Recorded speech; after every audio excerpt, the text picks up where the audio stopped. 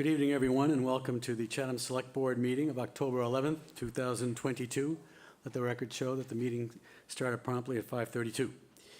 And I'll read what I'm supposed to read. Pursuant to Governor Baker's July 16th, 2022 signing of an act relative to extending certain COVID-19 measures adopted during the state of emergency, including the extension of his March 12th, 2020 order suspending certain provisions of the open meeting law, General Laws, Chapter 30A, Section 20, until March 31st, 2023. This meeting of the Chatham Select Board is being conducted via in-person and remote participation. Every effort will be made to ensure that the public can adequately access the proceedings as provided for in that order. A reminder that persons who would like to listen to this meeting while in progress may do so by calling the telephone number 1-508-945-4410, conference ID 203-386-491#, or join the meeting online via Microsoft Teams through the link in the posted agenda. While this is a live broadcast and simulcast on Channel 18, despite our best efforts, we may not be able to provide for real-time access. We will post a record of this meeting on the town's website as soon as possible. First order of business is to conduct a roll call. We have Shireen's online this evening. Good evening, Shireen. Good evening, how are you? I'm good, and you're present, I guess, so we'll do a roll call. I am present. Okay, Mr. Metters. Present. Mr. Shell. Present. Mr. Nicastro. Present. And the chair is present as well. And the next item on our agenda is the acceptance or approval of the minutes of October 4th, 2022. A motion to approve. So moved. And the second? Second. Any comments, suggestions, edits? I see Mr. Nicastro's hand is up, which is not unusual. This is very minor, but I think under the roll call, Shireen was present, was she not, for the meeting? It says not present. I am present. Yeah, how about last meeting? The last meeting. Yes, the last meeting I was present. Okay. I missed Says- that, says sorry. not Good present. catch, Mr. Nicastro. That's all, Mr. Thank Chairman. you. Oh, my goodness, that's it. Okay, we have a motion and a second. We'll run it right down. Mr. Metters. Aye. Mr. Shell. Aye. Mr. Nicastro. Aye. Ms. Davis. Aye. And the chair says aye as well. Thank you very much. Okay. The next item is public announcements and agenda item requests. Any public announcements from folks sitting here this evening? I don't see any from folks sitting here. Any public announcements on people that are on online, virtually? Anybody with a hand up? I do not see anyone there either. How about agenda item requests? Any agenda item requests from select board members? I see none. Agenda item requests from those here at present in public or online? Any agenda item requests? Okay. I see no hands up. Then we'll move on here. First order of business on the regular agenda is just, this is a standing agenda item we've had for quite some time now. Any amendments to the water conservation restrictions? I'm not sure I see Tom Temple out there. Tom, perhaps you can show your beautiful face and any comments or any issues out there? How are we doing? Thank you, Mr. Chair. Good evening, Select Board.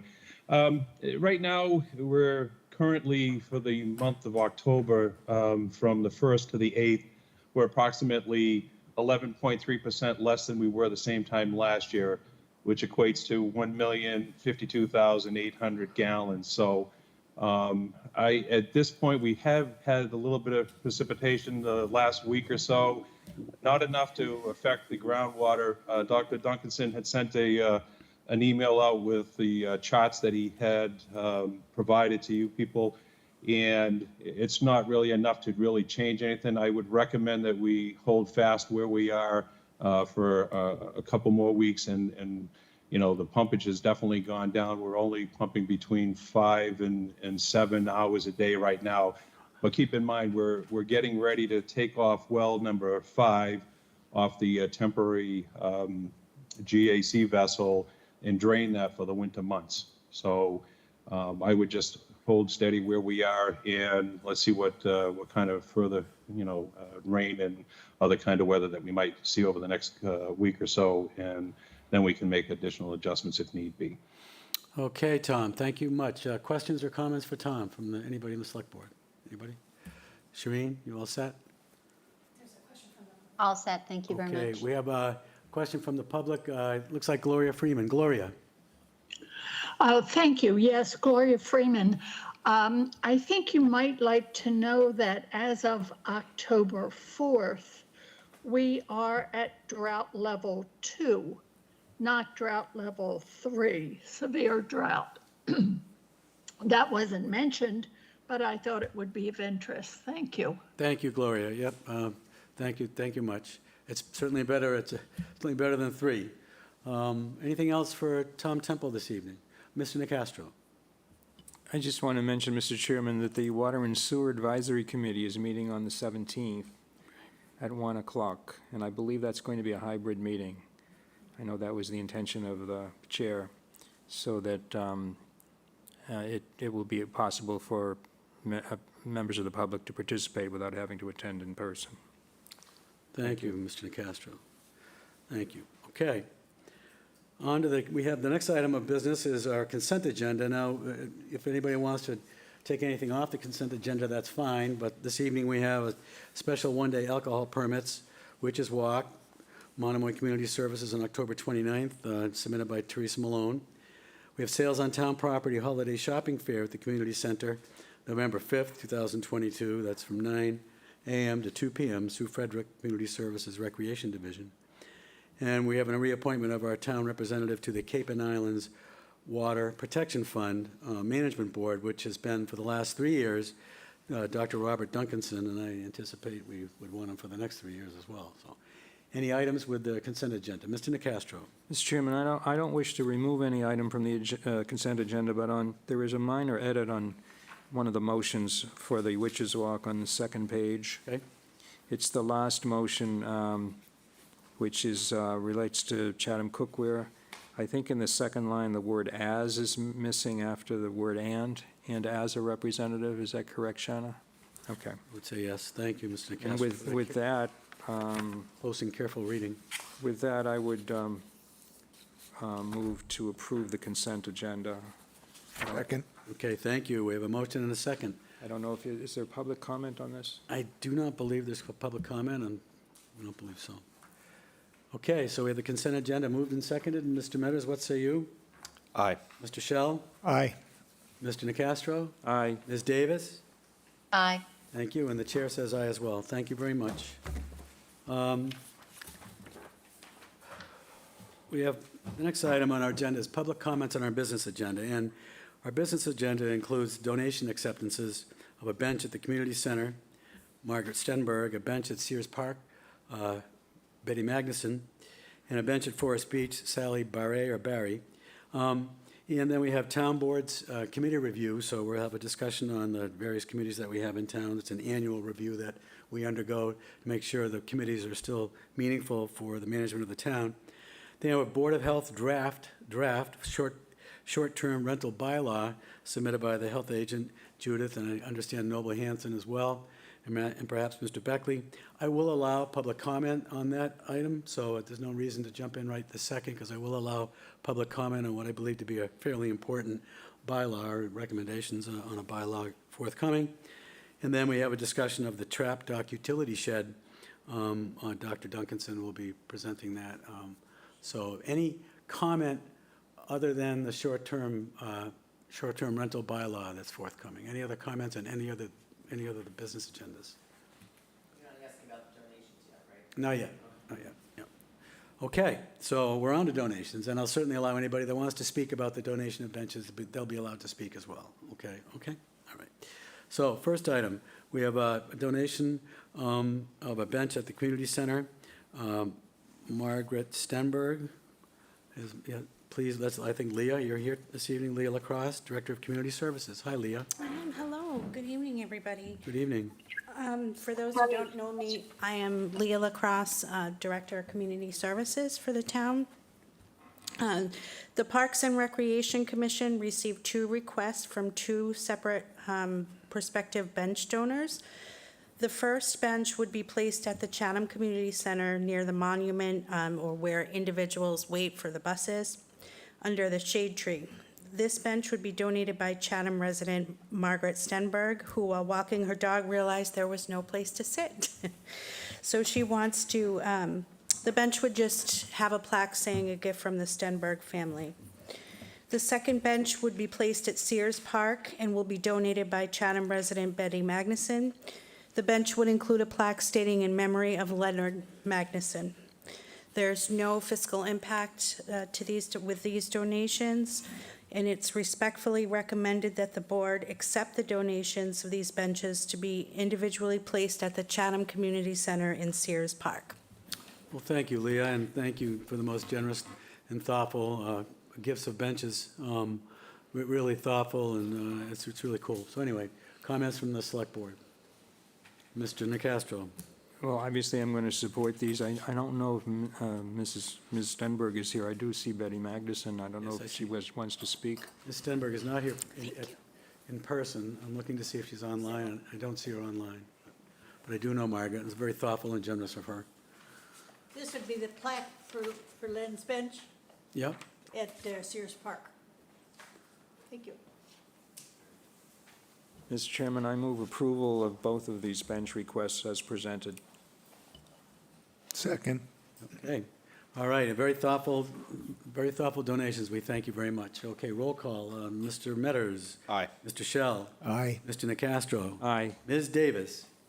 Aye. And the chair says aye as well. Thank you very, very much. Very thoughtful. We have one other bench as well, a donated bench at Forest Beach. Ms. Is it Barre or Barry? Bar is fine. Bar, okay. Why don't you come on up and Sally, welcome. Another thoughtful donation. Yes, it's my understanding that the Conservation Commission has approved, I've been working with Ted. My father passed away 4 years ago, and he was retired here for 22 years and lived here full-time. And he was, gave back a tremendous amount to the community, started the pet pantry, Bob Hughes, and he, donated his time to food pantry. He was always, putting bags on the beaches or whatever else he needed to do to communicate, to donate his time. And he had Irish setters through the years. In his last one, he has an Australian Shepherd, which my mom still has here in Chatham. And that was his favorite beach, Forest Beach. So we thought to look out. Ted and I had seen a spot that, because I know there are a couple benches there, but I just thought it would give my mom and all of us a place to remember my dad. So and we were going to write in memory of Bob Hughes. Oh, neat. Okay. So I'm Well, hoping thank you. you'll accept ours as well. Super. Well, thank you, Sally. Motion, comments? I'll just say it sounds lovely, and I look forward to seeing it when it's in place, and I would move acceptance of the gift. Second. Okay. Thank you very much, Sally, and we'll take a vote. Mr. Metters? Aye. Mr. Shell? Aye. Mr. Nacastro? Aye. Ms. Davis? Aye. And the chair says aye as well. Thank you, Sally. Great location. Okay, next up is our annual review of our committees and their structure. Hopefully, we plowed through these. I've been through them a few times. Any comments, suggestions on additions, deletions? The North Beach Advisory Committee's been under some scrutiny or some discussion for a couple times around now. It looks like Mr. Nacastro is ready to comment. I wanted to ask, Mr. Chairman, how do you want to do this? I mean, rather than going committee by committee, do you want to have people extract from this list I do. and also talk about any more generalized? So if we have, I think if we have an issue with a committee or committees, we raise them and then we discuss them one by one. Otherwise, I'm not going to go page by page through every committee Yeah. that we have. If Well, we have- you mentioned that, if I could Yes, do please. that then. Yep. Just to sort of the high-level overview of general issues, you mentioned the North Beach Committee. We have to decide what we want to do about that, because at one point we were going to dissolve it, but it looks as though there's been some interest in people serving. Shauna also brought to our attention the committee handbook, and whether it's in need of revision. You remember that project all too well, Mr. Chairman, because you were involved in it. I'm not suggesting that we should do that, but there may be a couple of revisions that might be necessary in certain places, because now we have remote meetings, but that's all going to depend on what happens when the governor's current edict expires on the 31st of March 2023. So we don't know what he or what she or the legislature is going to do, whoever's the governor. And I do want to say, one of the topics that Shauna mentioned was term limits, which was in the handbook, then it was removed. I had an inquiry, not currently, but as to this item tonight, but about the issue of term limits for committee chairs. And I don't know if there's any interest. I'm not proposing it, but that's something we might want to think about. With respect to specific committees, I want to mention 3. They happen to be committees that I'm involved with. Okay. The Historical Commission, the information up at the top. There are now 2 alternates to that committee. We should add that. And their meetings are now at 10:30 a.m. And Yeah, Dean, excuse me for 1 second. The Historic Business District Commission? no, the Historical Commission, I'm sorry, okay, so there's 2 alternates, okay. yeah. Yep. And their meetings are at 10:30. And then on the second page of that one, I'm a little puzzled because in the first paragraph it says, the appointments are made in towns by the selectmen, excepting towns having a town manager form of government, in which towns appointments shall be made by the town manager subject to the approval of the selectmen. That's not what we do here. I know we have a charter provision that says all appointments are made by the select board, so I don't know if what I just read. I think we need to have an edit there. I mean, it's not what our We should- practice is. No, but that is apparently state law, so we should get that clarified at some Okay. point, Shauna. All right. And then we should add in the amendment that was the act that created the 2 alternate positions. The next is the Council on Aging, if I can find that. I think that's under advisory committees. Yeah. Page 16. Thank you, Mike.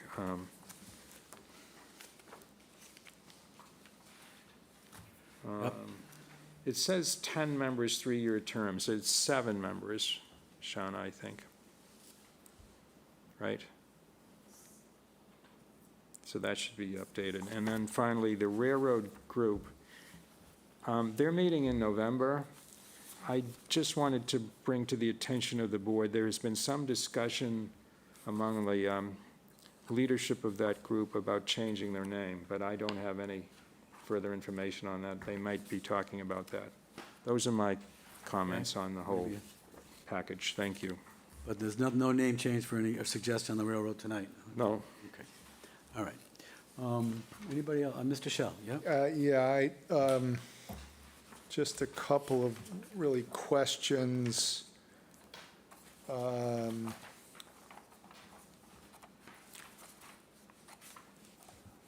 Sorry, I just have to find them.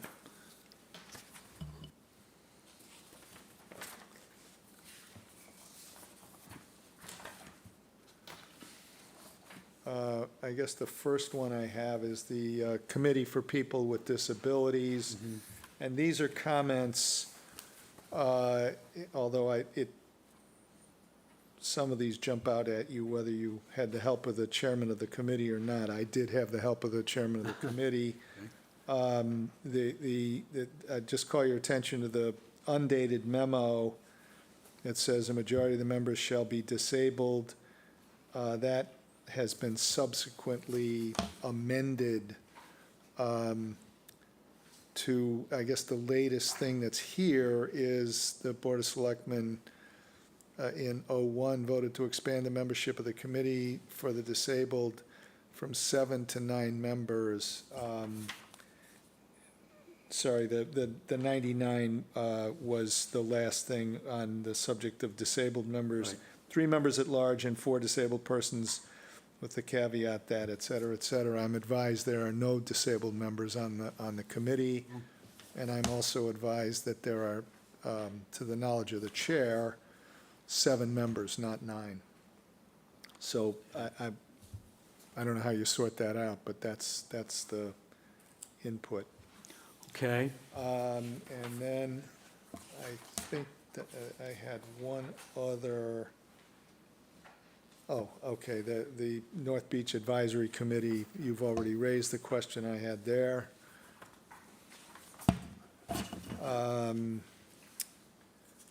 The South Coastal Harbor Plan Committee indicates that there are 9 members, but the last comment there on the page suggests that the membership has been reduced from 9 to 7. Yep. And I think, just a question on the Charter Review Committee. I don't know whether the fact that the change that was recommended by the most recent committee, of which I was a member, by the way, which was approved by town meeting last spring, needs to be reflected here, or there is some subsequent activity that has to be taken before. I know the Attorney General has to approve it and so forth. I don't know whether you want to note the fact that it is at least in process. So those are my comments.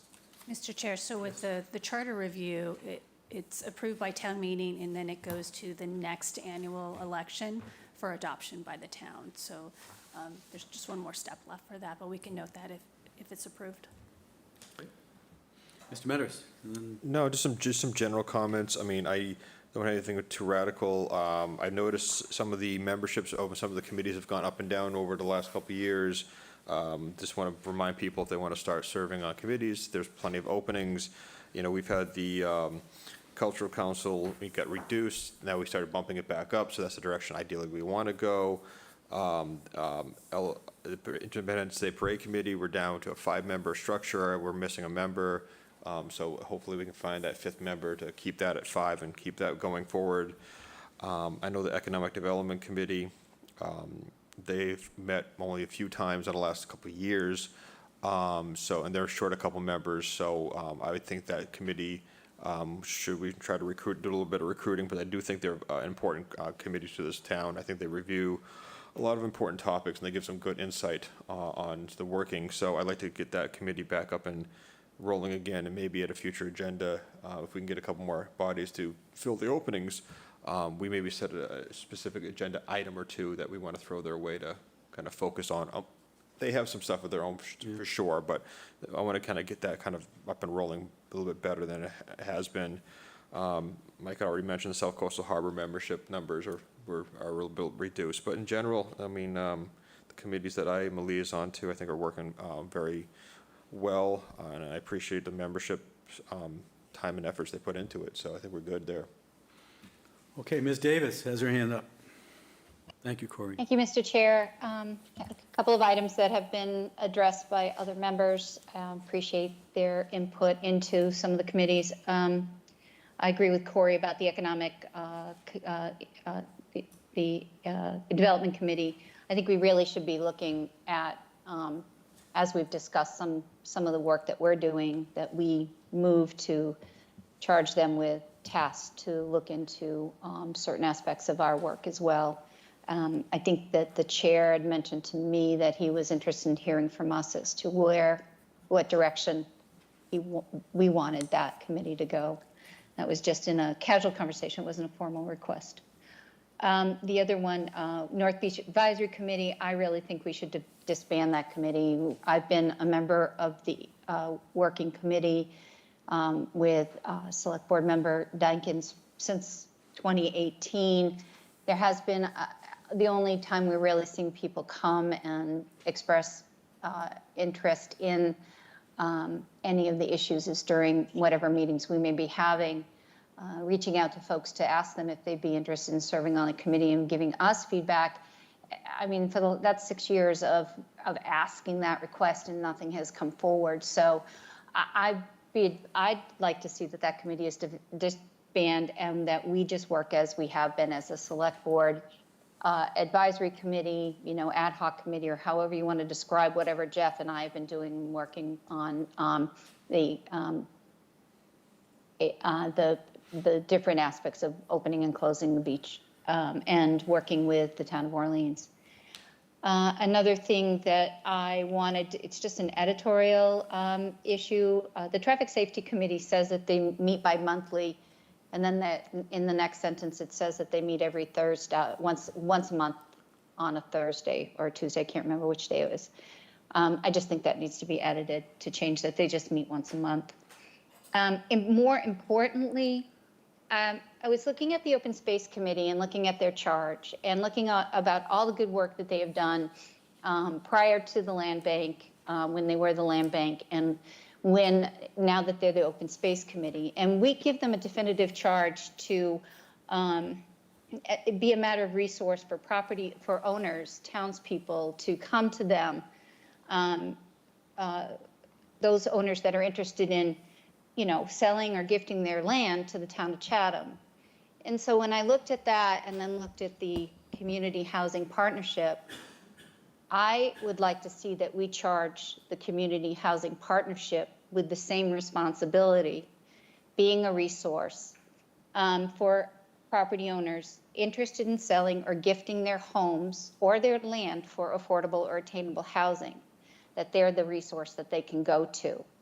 Therefore, that it would be a double down on some of the efforts that we're working on with the Affordable Housing Trust, and they could do good advocacy work in getting that information out as a committee.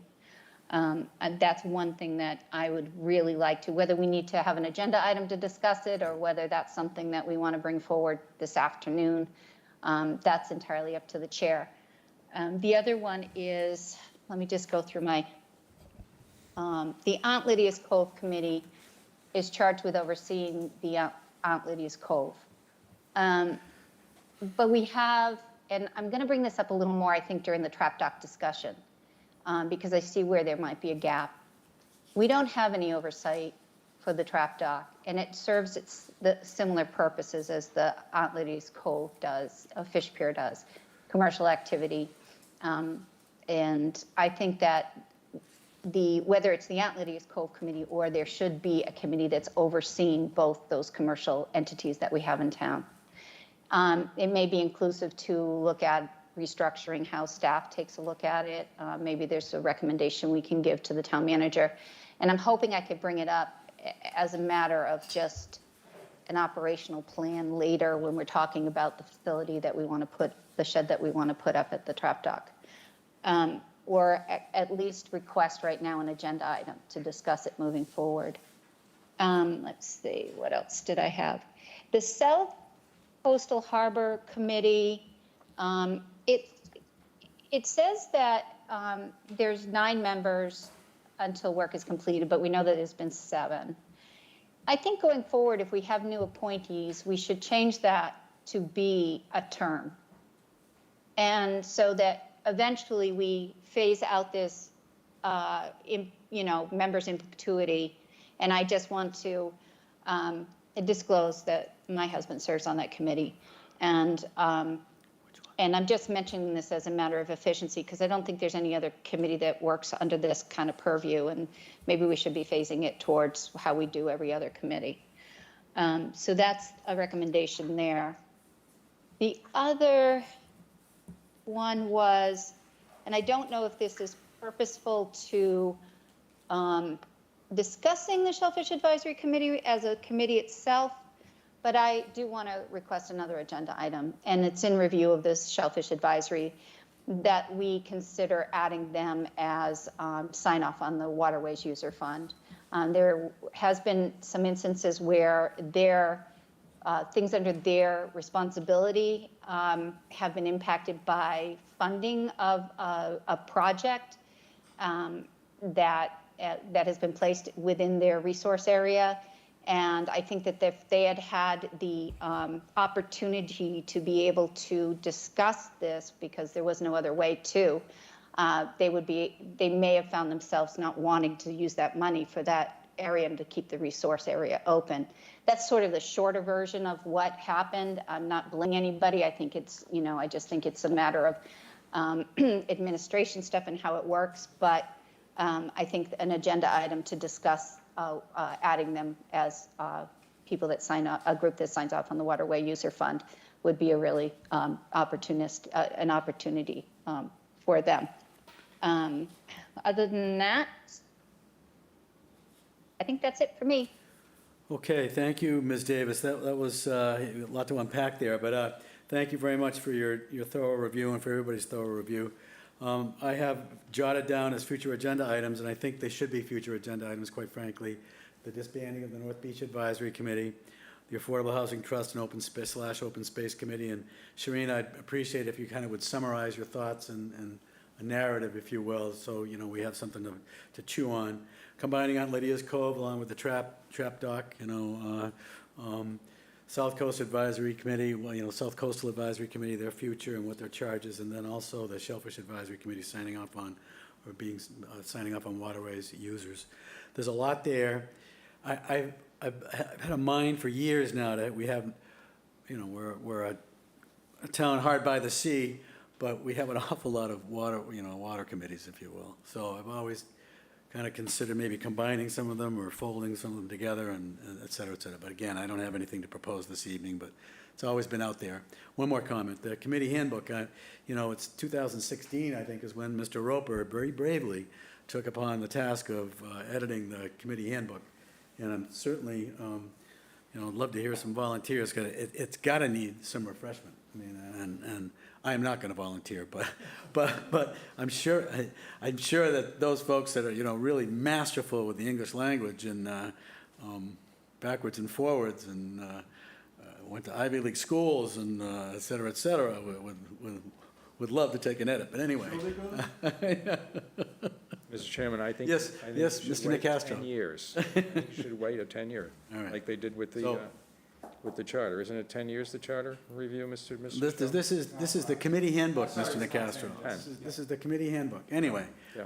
I think, I'm not I volunteering know for you're that. not, I can tell you're not. I did want to say with respect to the addition of the Shellfish Committee to the Waterways Fund, that's in a bylaw, so we probably would have to amend the bylaw, Okay. or that would be the better way to do it. Yep. Since we're talking about the North Beach, maybe we should set the date for a public hearing, because it's required, apparently. Let's do that, Sean, okay, please? And that's it. Yeah, okay, good. And then the other comment, the other agenda item that I forgot is the Economic Development Committee. Let's have them come in and let's tee that up, because I appreciate both Corey's and Shireen's comments. I think it's time to get them back under the fold here, under the tent. I think we gave them charges before, and they really did respond. You know, they really did a lot of where they worked really hard on it, and they came up with some great ideas. So I think it's time to have them come back. Sean, did you get all that? Okay, and we have some edits, some kind of normal edits along the way, but I really do thank you for your careful reading. And I'm always looking for volunteers for the committee handbook. Mr. Chair, I think Yes. staff can do an initial review Yeah, and that'd be- mark it up and then present it to the board for comments. Okay, I have a hand up out here. Yep. Who might that be? Is Dr. that Bob. Dr. Bob? Dr. Bob, you're on.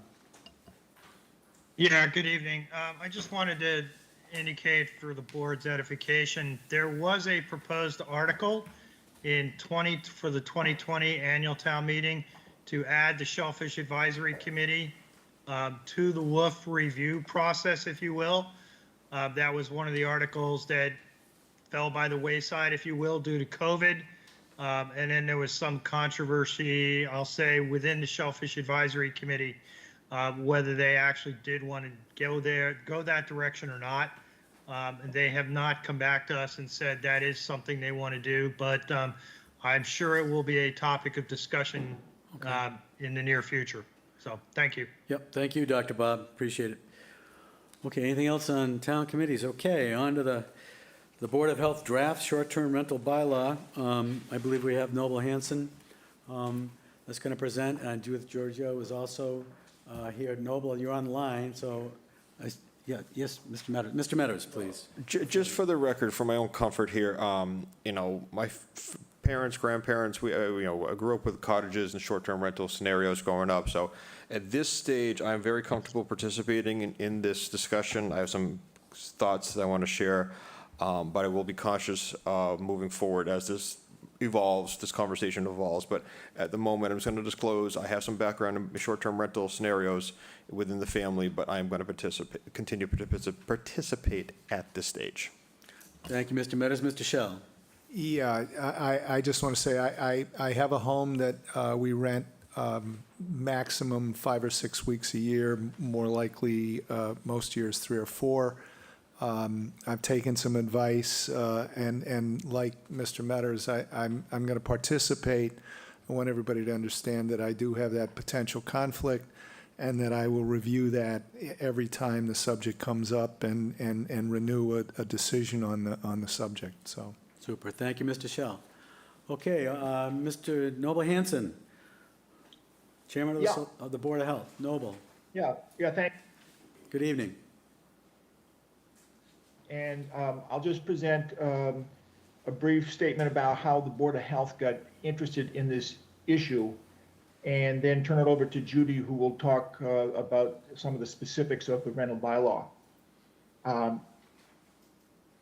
The short-term rentals are under 31 days, so it's just a specific group of rentals. It mainly hits the summer seasonal rental season. But as a Board of Health, we've had difficulty counting bedrooms, which we use as a measure of usage of water and sewer. We have a lot of kind of arcane rules about the width of an arch and egress and windows and so forth. And recently, we've seen a growing number of house plans where there are many what I call amorphous rooms.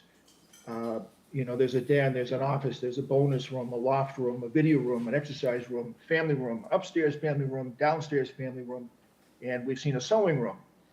And I think that it kind of hit ahead when we saw plans with an office that had an ensuite full bathroom and a double vanity. And you kind of look at it and say, well, that looks like it might be used as a bedroom. And finally, we had a couple of recent complaints where the number of bedrooms in the house was overstated, and the occupancy, one was an occupancy of 20 advertised and one 22 advertised. And these are, internet advertisements. So that's how we began to look at another way to determine usage of the septic systems. So bottom line, we're proposing a short-term rental bylaw, which would establish a bedroom number and an occupancy limit for a short-term rental, among other things. But we basically feel this would be a much better and a more direct way to judge the usage of water and sewage in these short-term rentals. It's not directly in our interest as a board, but it also would address a quality of life issue in the residential neighborhoods themselves. So as we looked at this issue, we kind of discovered that short-term rental bylaws are pretty common on the Cape. A number of towns have them, maybe a majority of them have them, and they've been in place for several years at least, and they seem to be working well. In addition, there was a 2017 working group which was formed and presented to the select board a draft of a short-term rental bylaw, which was concerned mostly at that time with water usage. And the select board reviewed the draft, and they didn't vote it down. They referred it to several committees for discussion and public input, then a return to the select board for further consideration. And that whole thing kind of died at the committee level, I think. So we're kind of coming back at the same thing again. But the Board of Health's, our goal as it has evolved is a short-term rental bylaw final draft for the 2023 town meeting in May with funding for the fiscal year 2024 budget. It's estimated that it might take 2 people to administer this thing. One would be an inspector and one would be an administrator. Now, there'd be a fee associated with this, which $150 is kind of in the ballpark of what towns have charged. If you estimate 1,000 rentals in Chatham, which we're probably close to, you come up with a number that would probably fund a couple of people. So it's largely, this bylaw would largely be self-funding with the fees, we think. So as part of this, we also would propose for the select board's consideration, perhaps performing a new working group, and that the draft be referred to the same committees the select board referred them to before. That's the Economic Development Advisory Committee, the Finance Committee, the Water and Sewer Advisory Committee, with the goal of a draft bylaw that could go on the town meeting in this May 2023 and funding on the fiscal 2024 budget. That would be the goal. So I would then turn it over to Judy, who has done a lot of work on this and has put together a draft, I call it, as a beginning of the discussion. And she can go over the nuts and bolts of it. The different towns, the rental bylaws are pretty similar. Orleans has done a lot of work on developing one right now, and it's a good template for us. So I think Judy is on the call. Is she there? She is. Thank you, Yeah, Noble. here. Welcome, Thank Judy. you, Then Noble. after Welcome. Judy talks, we can answer some questions if you want. Great. Go ahead, Judy. Thank you, Yep. everyone. Yep. Thank you. I'm just going to take a few minutes to go over the draft that we put together. We basically used the Orleans proposal as our boilerplate, and we thought it was a very good starting point. It's concise and fairly short, and I'm not going to go into any of it in great detail, but I did want to read the purpose to you.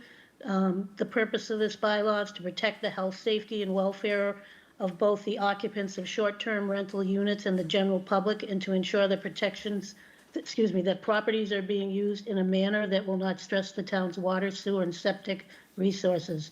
The bylaw will help maintain the quality of life in residential neighborhoods. It will assist the town in the enforcement of state and local health safety regulations, and provide a method of correcting violations. So that was the basic purpose. And we have definitions, and the biggest, most important one would be the definition of a short-term rental, which would be a residential dwelling or any bedroom within a dwelling rented out using advanced reservations for a fee for a period of not more than 31 consecutive calendar days, excluding hotels, licensed, other licensed facilities such as hotels, lodging establishments, etc. Sorry.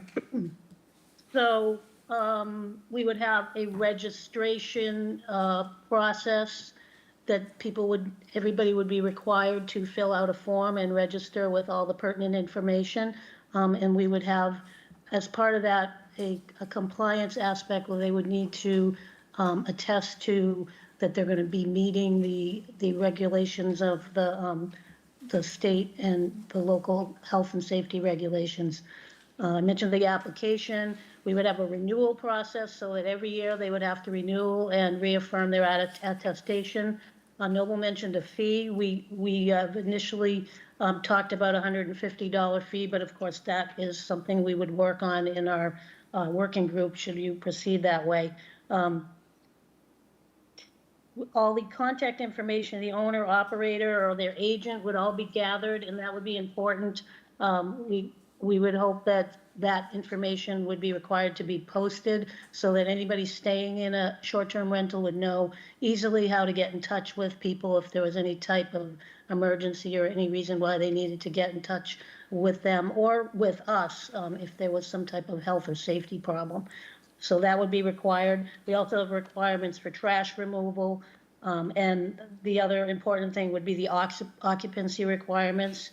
We have kind of, in our draft stated there shall be 2 person per bedroom, plus additional 2 occupants under the age of 5. So a 3-bedroom house, you would have 6 people plus 2 children. We also talked extensively about parking requirements. We do get a lot of complaints, and I'm sure the police do, about too many cars in these properties. So we bounced it around a bit, and we came up with 1 car per bedroom on the premises. Again, these are things that we can talk about and in our working group. There will obviously be requirements for smoke detectors and carbon monoxide alarms. These are all really important in any rental, and they are covered under the housing code, but for short-term rentals, we don't really get into them to check those types of things. They would be required to keep a register of all their guests. And then the other big thing, I guess, would be the inspections. And we would want there to be at least an initial inspection when they register their short-term rental. And that would take quite a bit of manpower. We would hope we would get some staffing for that, because it's not something we can do with our current level of staffing, as Noble mentioned. And then the usual enforcement and penalty sections are in here. So that's just a quick overview, and we'll take any questions you have. Well, thank you, Judy. Great job. We've got it in front of us. We've had it for, since we picked up our packages. I'll solicit comments from the select board or questions from the select board, and then turf it to the public. I am going to allow public comment, no more than 5 minutes. And Mr. Nicastro has his hand up, and then Mr. Metters, and anybody else. Mr. Nicastro. Thank you, Mr. Chairman. Thank you, Dr. Hanson. Thank you, Judy. I think this is a very good first draft. I really do. I think the real meat of it in terms of public interest is probably on page 3, the occupancy requirements and the parking, because those are the concerns that we continue to hear. I just had a couple of questions relative to the parking provision. You talk about no off-premises parking without the permission of the off-premises owner. What would be the circumstance in terms of parking on a public street? Was that discussed at all at the board? Yeah, I think we would need to clarify this with the police department, but I don't think we can tell people they can't park on a location that is allowed for street parking. Okay. Any place obviously where it was posted no parking, they wouldn't be allowed. Okay. That same page up at the top under the term rental paragraph, the second paragraph B, if the owner is a corporation or a limited liability company, I think you might want to consider inserting, with respect to a limited liability company, the term manager, because that's typically the term of art that is used. I think it's a legal term actually, for persons that manage the and direct the LLC. Just wanted to see if there was one other.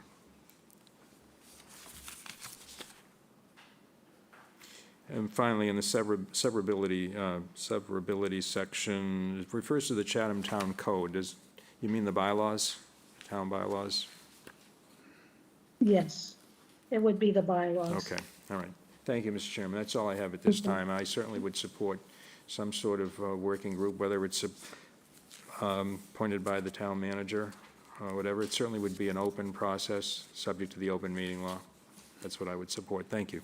Thank you, Mr. Nicastro. I see Mr. Metters, and then off to Ms. Davis. No, thank you, Mr. Chair. No, I don't have any problem with a little subcommittee being formed together to go over some of these items. Like I say, growing up as a kid, my parents, my grandparents had cottages. Things were very quaint back then. Things have evolved tremendously. You got, people who have secondary homes, like full structured with every amenity under the sun, they rent out. Some people have multiple properties. There's companies out there that have created these B&B scenarios and Airbnb scenarios. So the scenery has changed considerably. And unfortunately, not every situation for rentals has been great. Some are wonderful. They're ideal. People come back year after year. Some people have absolutely nightmare stories as a neighbor. They have to deal with all kinds of different scenarios, which are just, and they don't have the anything to really sink their teeth into kind of remedy the situations they're in. So I think that's what the main goal, one of the main goals we're looking for. Obviously, we can figure out occupancy issues. Whatever we decide on, we got to also weigh in enforcement, how we're going to do it realistically. Because you got to factor in when someone rents a property, they're going to rent it for X amount of people, and they're going to have guests. They're probably going to have day guests. Maybe they'll have overnight guests. So you're going to have to run every scenario, imaginable out there to flush through these concepts of how you want to protect the property, because you may have a 3-bedroom property that you have everything buttoned up but then some guests come over, and those guests spend all day there, and they shower, and they use the bathroom, and maybe there's a pool, I don't know, they consume all the water on that particular property. So it is going to be a deeper conversation. There's a lot of detail to flush out, and I think there's a lot of people who in this community can give input on this.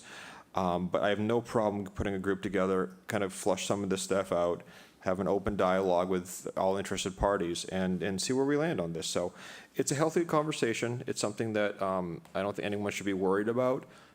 People who are worried about this process are probably people doing things that probably they shouldn't be doing anyway. So, I have no objection to this process. Thank you, Mr. Metters. Shireen Davis, I see your hand up. Shireen. Thank you, Mr. Chair. So appreciate that the Board of Health is weighed in on this and put together. I think it's really important to start off with this purpose statement, and it speaks well to what the need is and why. We're all see what's going on in town when it comes to lots of people visiting. And it looks like other towns are trying to get a handle on it. I know the Cape and Islands Municipal Leadership Association is going to be talking about this. Those are the select board members and councilmen, and all the towns on the Cape are having a meeting in November to talk about short-term rentals and the impacts on their communities and what each of the communities are doing at this point. So there'll be some good feedback coming out of that we'll be able to share with our town. I appreciate that we are not reinventing the wheel. Obviously, Orleans is a little ahead of us, and so it's really great, right? But we looked at the Eldridge Garage Property Planning Committee. It did a great job short term. It was not a long-term task for that committee to go through that, and I feel like this could be the same thing. I would like to see that our chair, the select board chair, the town manager, and the Board of Health agent craft that committee, that working group, and get forth getting started on work as soon as possible. Thank you. Thank you, Shireen. Thank you. And Mr. Shell, please. Yeah, I don't have a lot to add to the comments that have been made. I'm in full agreement that this is a conversation and an initiative that needs to be discussed and needs to be considered. I think what's on the table as a draft is a good start. My only comment is that, and this sort of echoes a little bit what Mr. Metters was saying in terms of the complexities here. The one area that I will say from my own experience, the interface between remote agents, whether it's online or otherwise, and owners is something which sometimes makes it difficult to get a handle on some of the things that we need to have a handle on. And I think the working group that's going to be looking at this will need to consider that carefully, because to the extent you're asking for a definitive list of occupants, in addition to the some of the complexities that Corey mentioned, just the reliability of the information that's coming through second and third hand is something that'll have to be addressed. So that's my only comment. Thank you, Michael.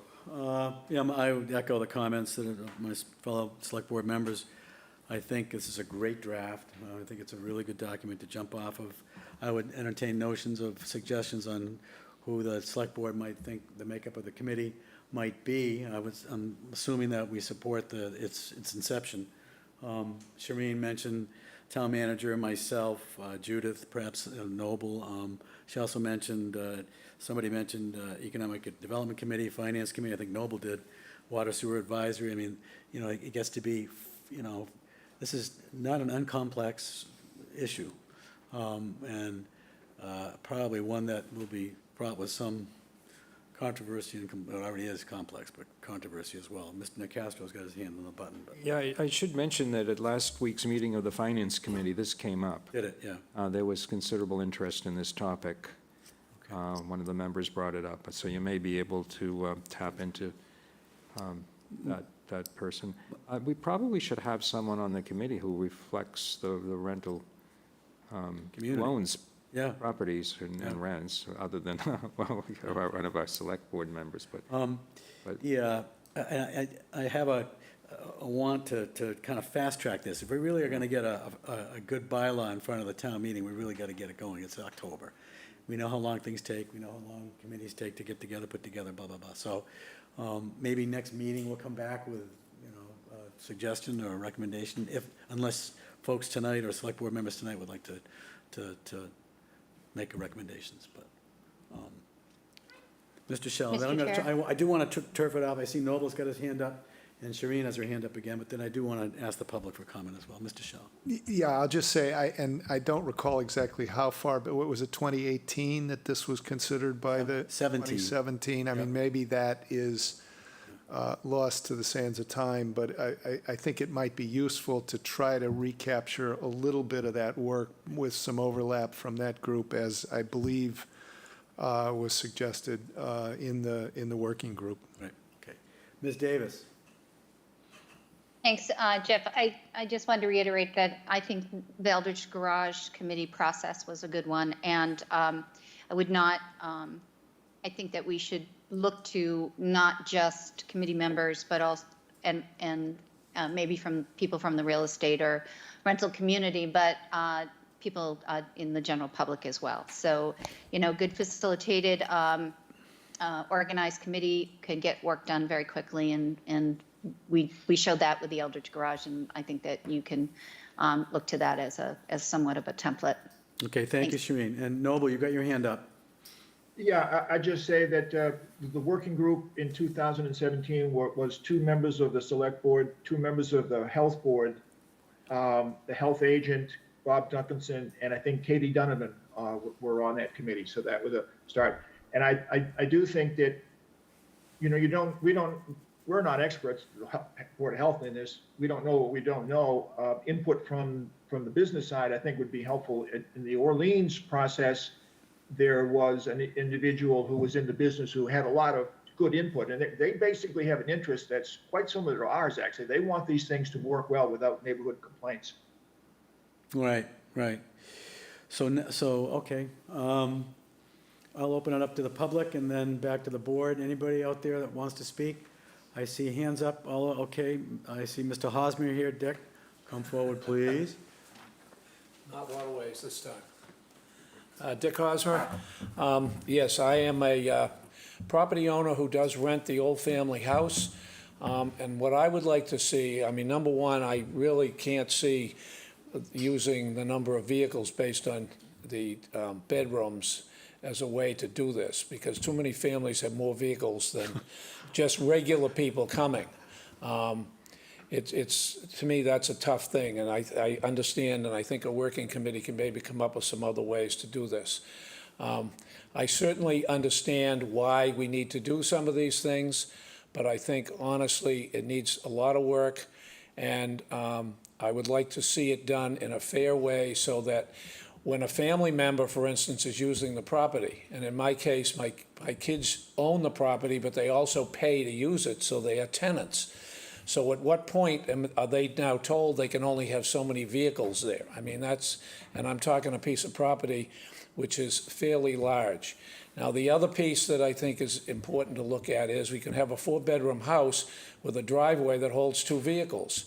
You can have a 4-bedroom house on a much larger property. So I think this is a very complex issue, and I hope it is looked at in all the avenues so that we don't end up with neighbors saying, well, there's 5 vehicles over there, and it really doesn't make a difference. That isn't what the issue is. So I guess, I don't know, I could ramble on here for hours, but I won't.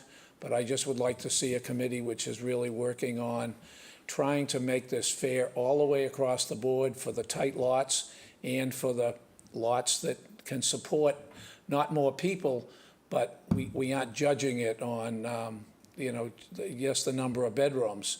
My property's advertised 8 people maximum occupancy, 4 bedrooms, and that's it. And I'm local, so I can keep an eye on that, and I do. And I know most of my tenants, and I understand the issue is sometimes the corporations, and whatever, and the absentee. So anyway, that's what I have at the moment. Mr. Hosmer, thank you. I think we just heard from a volunteer committee member. I think we just heard from one. I just think we just heard from one. Mr. Holmgren. Welcome, John. Good evening, John Holgren, second generation owner of a 6-unit cottage colony, Pleasant Forest Shores in South Chatham. So even though this particular bylaw, as I understand it from Judy, would not affect me because I've already been through the process with, licensing and registration, annual inspections, but obviously having 20 years in this experience, I thought I'd share a couple of things with you. One of the things I did last night was I went to one of the leading local listing services for rentals and went through and just to see how many listings there were for the various number of bedrooms and, in terms of how many bedrooms, but then sleeps how many. And I created a spreadsheet, which I ended up sending to Shauna, and she forwarded to you. Obviously, I didn't have copies for everybody, but it shows of the 187 properties that I found out there, 93 of them were basically listed as having more, sort of sleeps more than the 2-person per bedroom routine. So 50%. Right. In other words, a 3-bedroom unit, for instance, essentially 20, total of 69 of them. They basically, there sleeps 5 or 6, which is normal, but then there was one that said sleeps 14 in a 3-bedroom. Where in the world do you put all those people in a 3-bedroom cottage? So in my case, obviously, I stay to the 2 people per bedroom because I don't want, part of it is it would be uncomfortable for somebody sleeping on my sofa and I don't want them doing it. But what it comes back to is, in terms of your proposal here, the 2 people per bedroom with additional 2 occupants under the age of 5. So, I think as the previous speaker mentioned, part of the thing would be, suppose you have a 2-bedroom and the people that are living there is a family of 5, 2 adults, kids 6, 8, and 10. If they wanted to rent it to the identical situation under this bylaw, they wouldn't be able to. I think that's a bit of a problem. Should the restriction on rentals be any tighter than the people who live there all the time? Also, for instance, a family or a situation of family of 6, 2 adults, kids, maybe 8, 11, 12, and 20. Again, you wouldn't be able to accommodate that.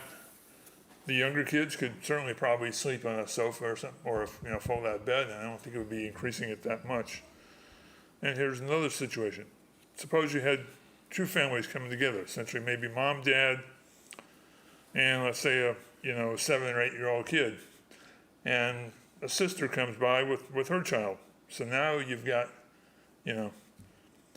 just a few little kids. So I think the thing about the age, I would think for me, based upon the way I operate my place, I pretty much would allow somebody up until the age of 12 as being like an additional person to possibly sleep on the sofa if they were comfortable with it. I'm not going to encourage it, but, on rare occasions I would let it go for a few nights.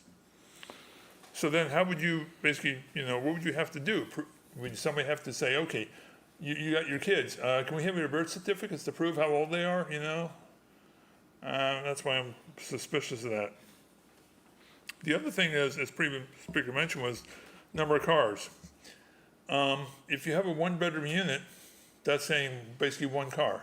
I have 2 1-bedroom units. Quite often, basically the parents come separately, 2 cars. I've got plenty of room to store it, And again, let's say the homeowner had 2 cars. Mom and dad have the cars in the garage, and the college kids have the 2 cars in the driveway. You got 4 cars. That wouldn't be permitted for rental. A little bit of a discrepancy there. So I would propose basically maybe saying something like, allow 2 cars for the first bedroom, and then, basically for the first 2 bedrooms rather, 2 cars per the first 2 bedrooms, and then maybe 1 car for additional bedrooms beyond that. But that the cars would have to be either in the driveway, in a garage, or already on some sort of designated parking space, so you wouldn't have them parking on the lawn, in the yard, everywhere.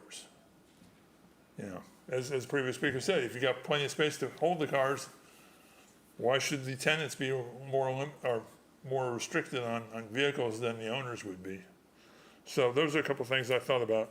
And also, just as an FYI, it mentioned that you need to have, fire extinguishers and so on.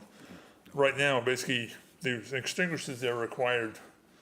I have to, when I buy them, they're like $49 a piece, and I have to pay $8 once a year to have them tagged and inspected and so on. So it's not that much of a cost, but you have to, in order to be able to have them inspected properly, you can't buy them from like Home Depot. You have to buy them from a extinguisher service like Perry's and so on. Right. So. All right, John, thank you very much. Thanks for Thank your you. input. Appreciate it. 4 minutes and 59 seconds. Okay, who do we have online here?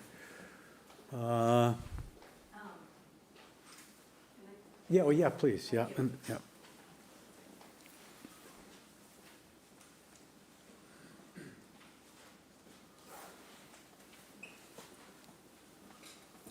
Hi, I'm Gail Rogers. I live at 60 White Pond Road, and I have a rather unique rental situation. I live on the property in a separate home, and I have 2 cottages that I rent in the summer season. So, and I've been there, and Judy Giorgio is very familiar with the property, having been there many times because I live on White Pond. So I'm very concerned about your committee of working, that you have somebody from the town. You did mention that.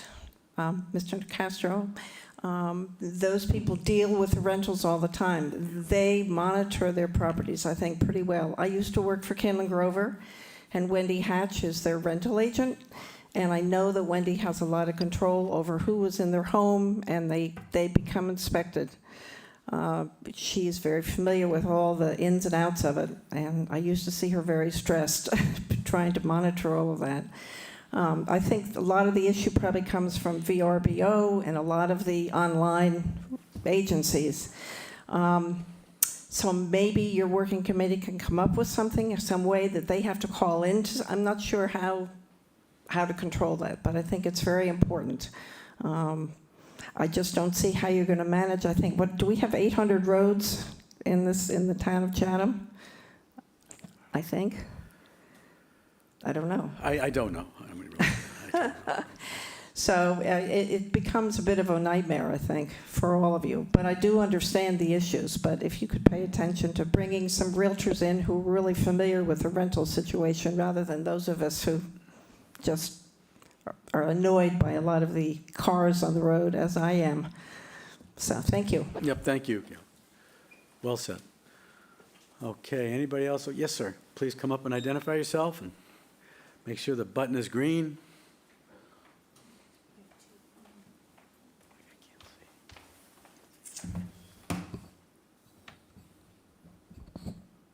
Hi there.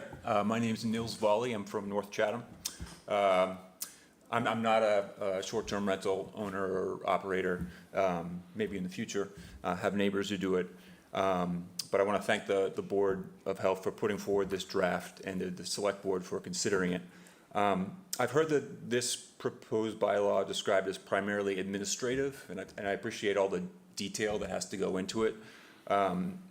But I hope the Select Board and other committees consider the full importance and the implications of the bylaw, and consider it in the context of a larger plan to monitor the impact of short-term rentals and to remain flexible and to adapt the regulations as appropriate in the future.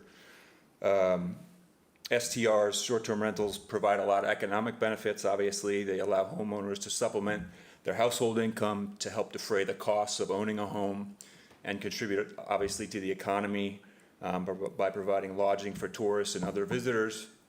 But at the same time, there are potential adverse impacts that SDRs can cause to neighbors, to neighborhood character, and to housing affordability, among other concerns. So I hope the Select Board considers the pros and cons and listens to the public, as well as informs the public about the different factors to be considered, and that it strikes a balance. The town's playing catch-up in managing STRs.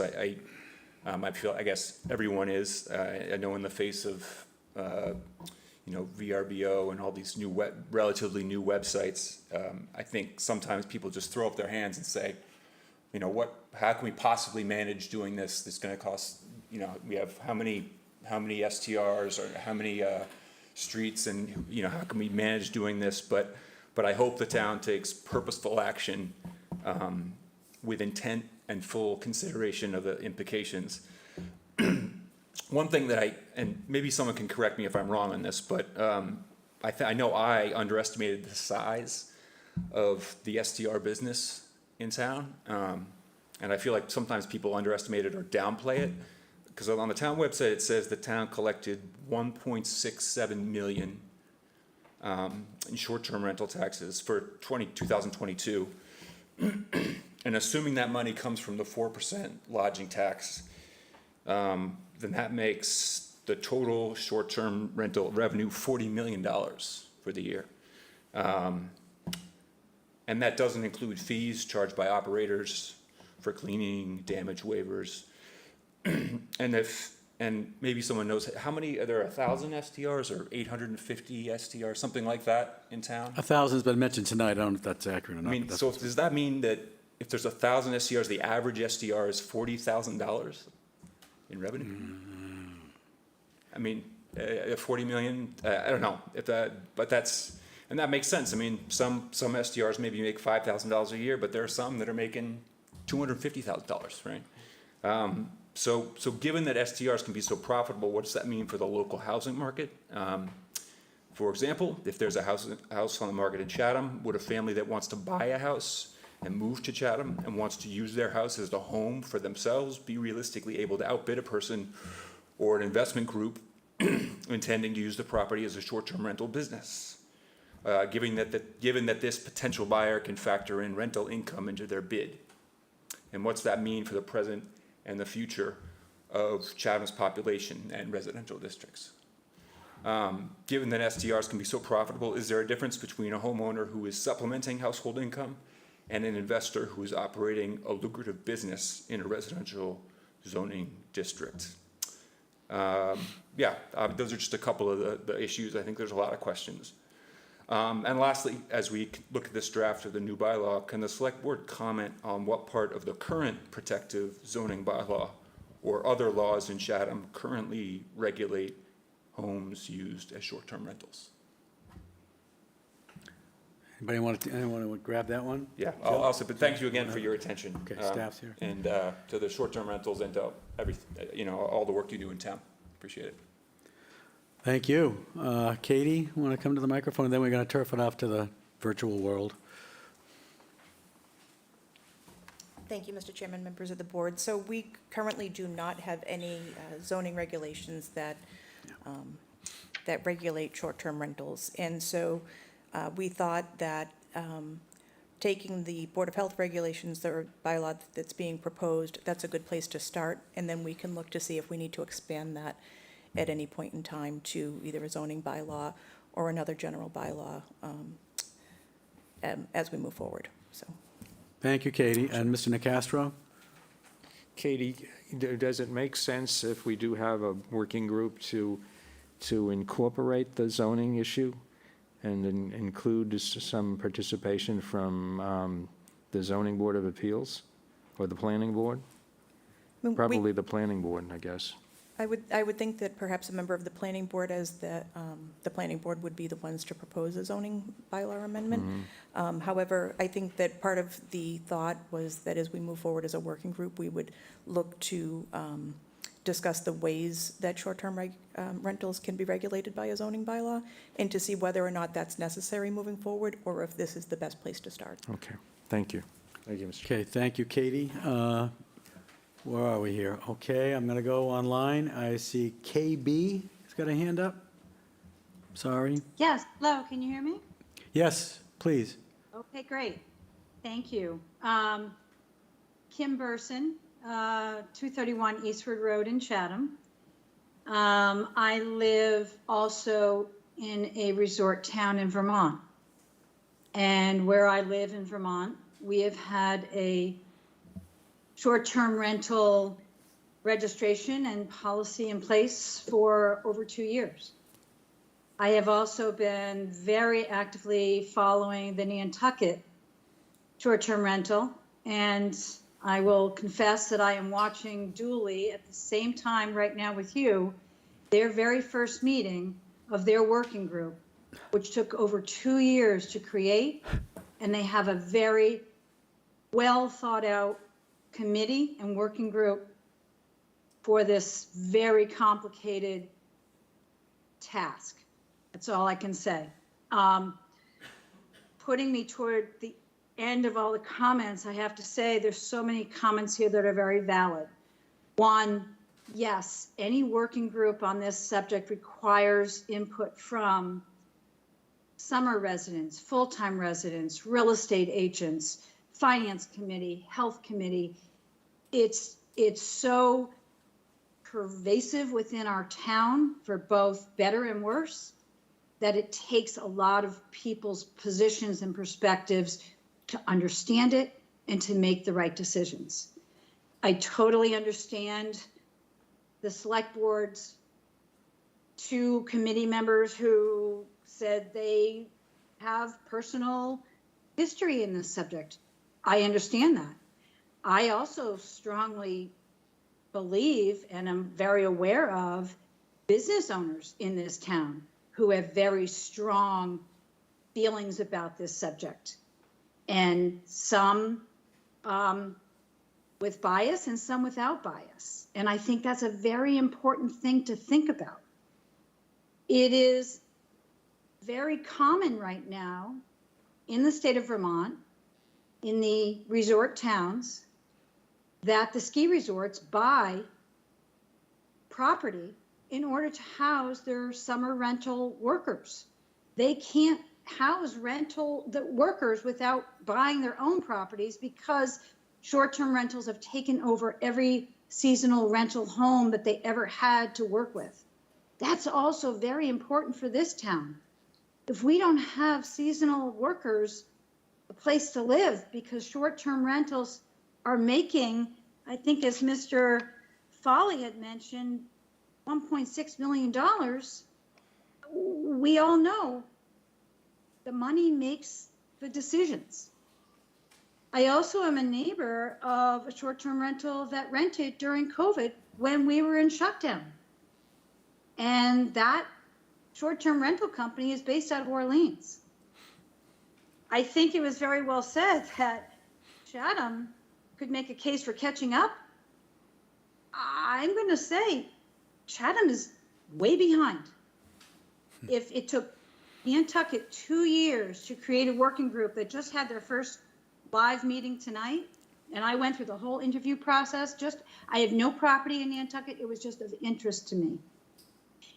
And I've been living in a town in Vermont that has also had it in place for over 2 years. Chatham is clearly catching up, and I think, yes, this committee, the working group, needs to have members from all aspects of our community, but also summer residents, full-time residents, and don't be fooled, and I know you're all not, there are rentals going on that none of you are aware of. There are rentals going on, and it has nothing to do with parking. Parking is an issue at beaches. Forget the rental homes. But the number of homes that are being rented under the table is well beyond. And if you talk about 1.6 million, I'd say we're over 3 million in rental profits in this town. Some we're aware of and some we are not.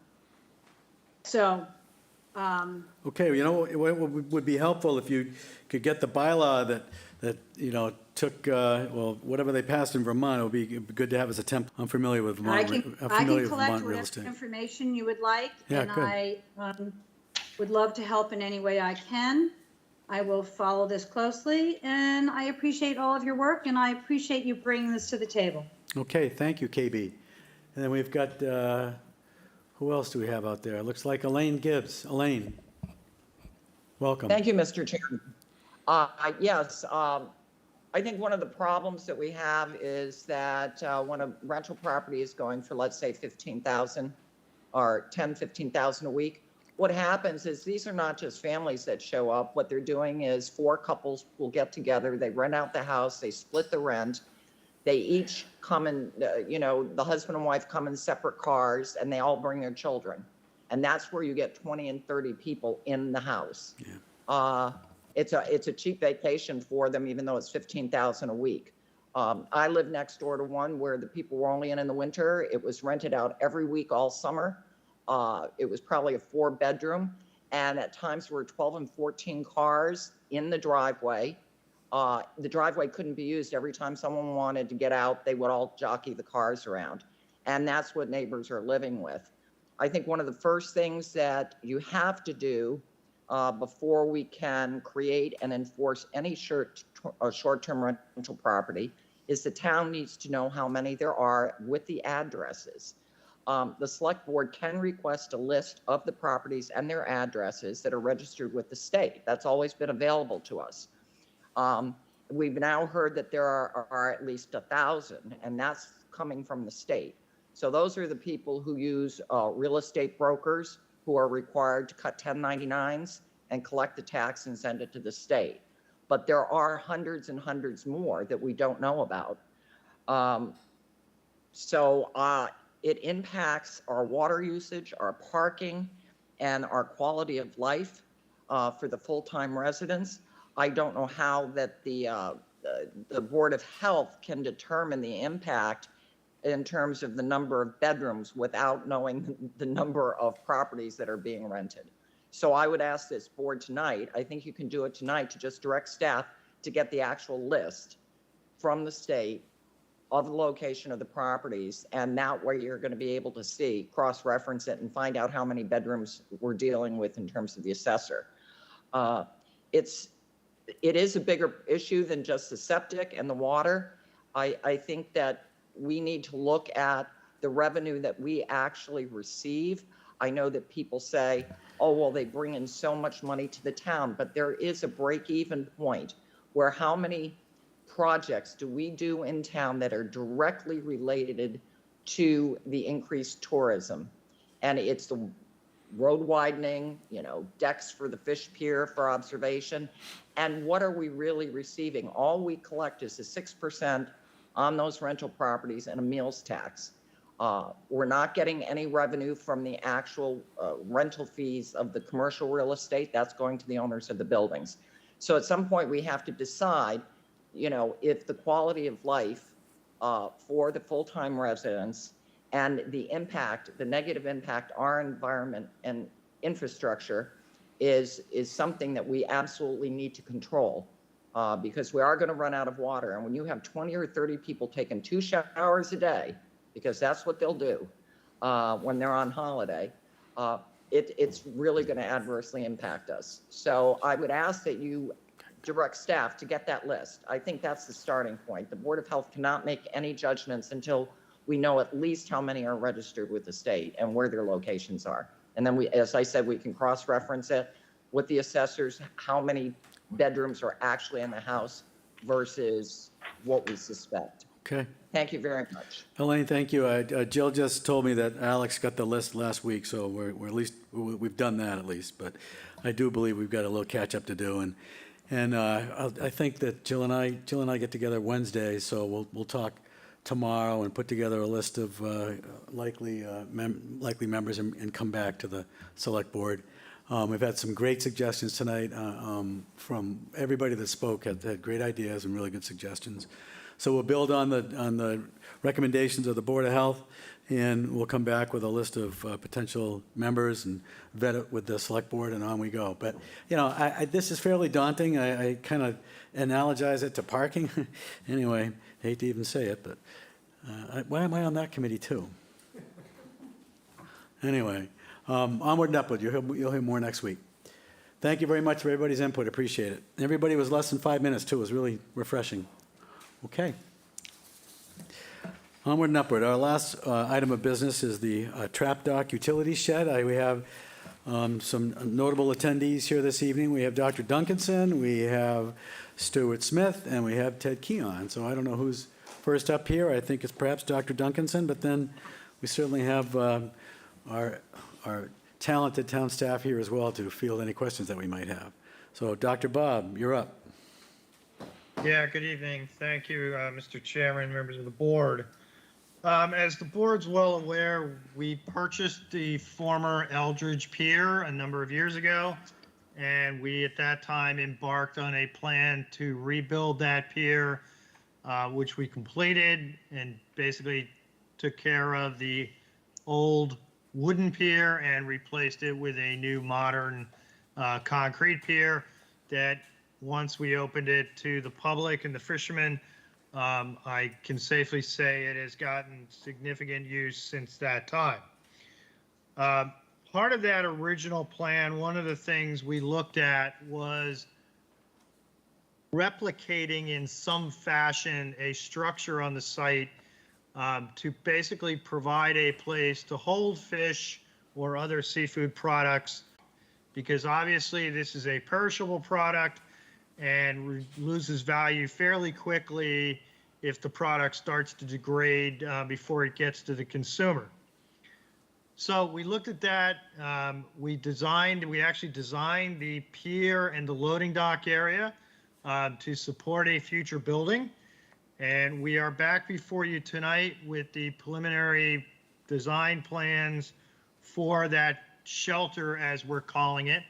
It is, it's not an enclosed building. It's basically open at both ends.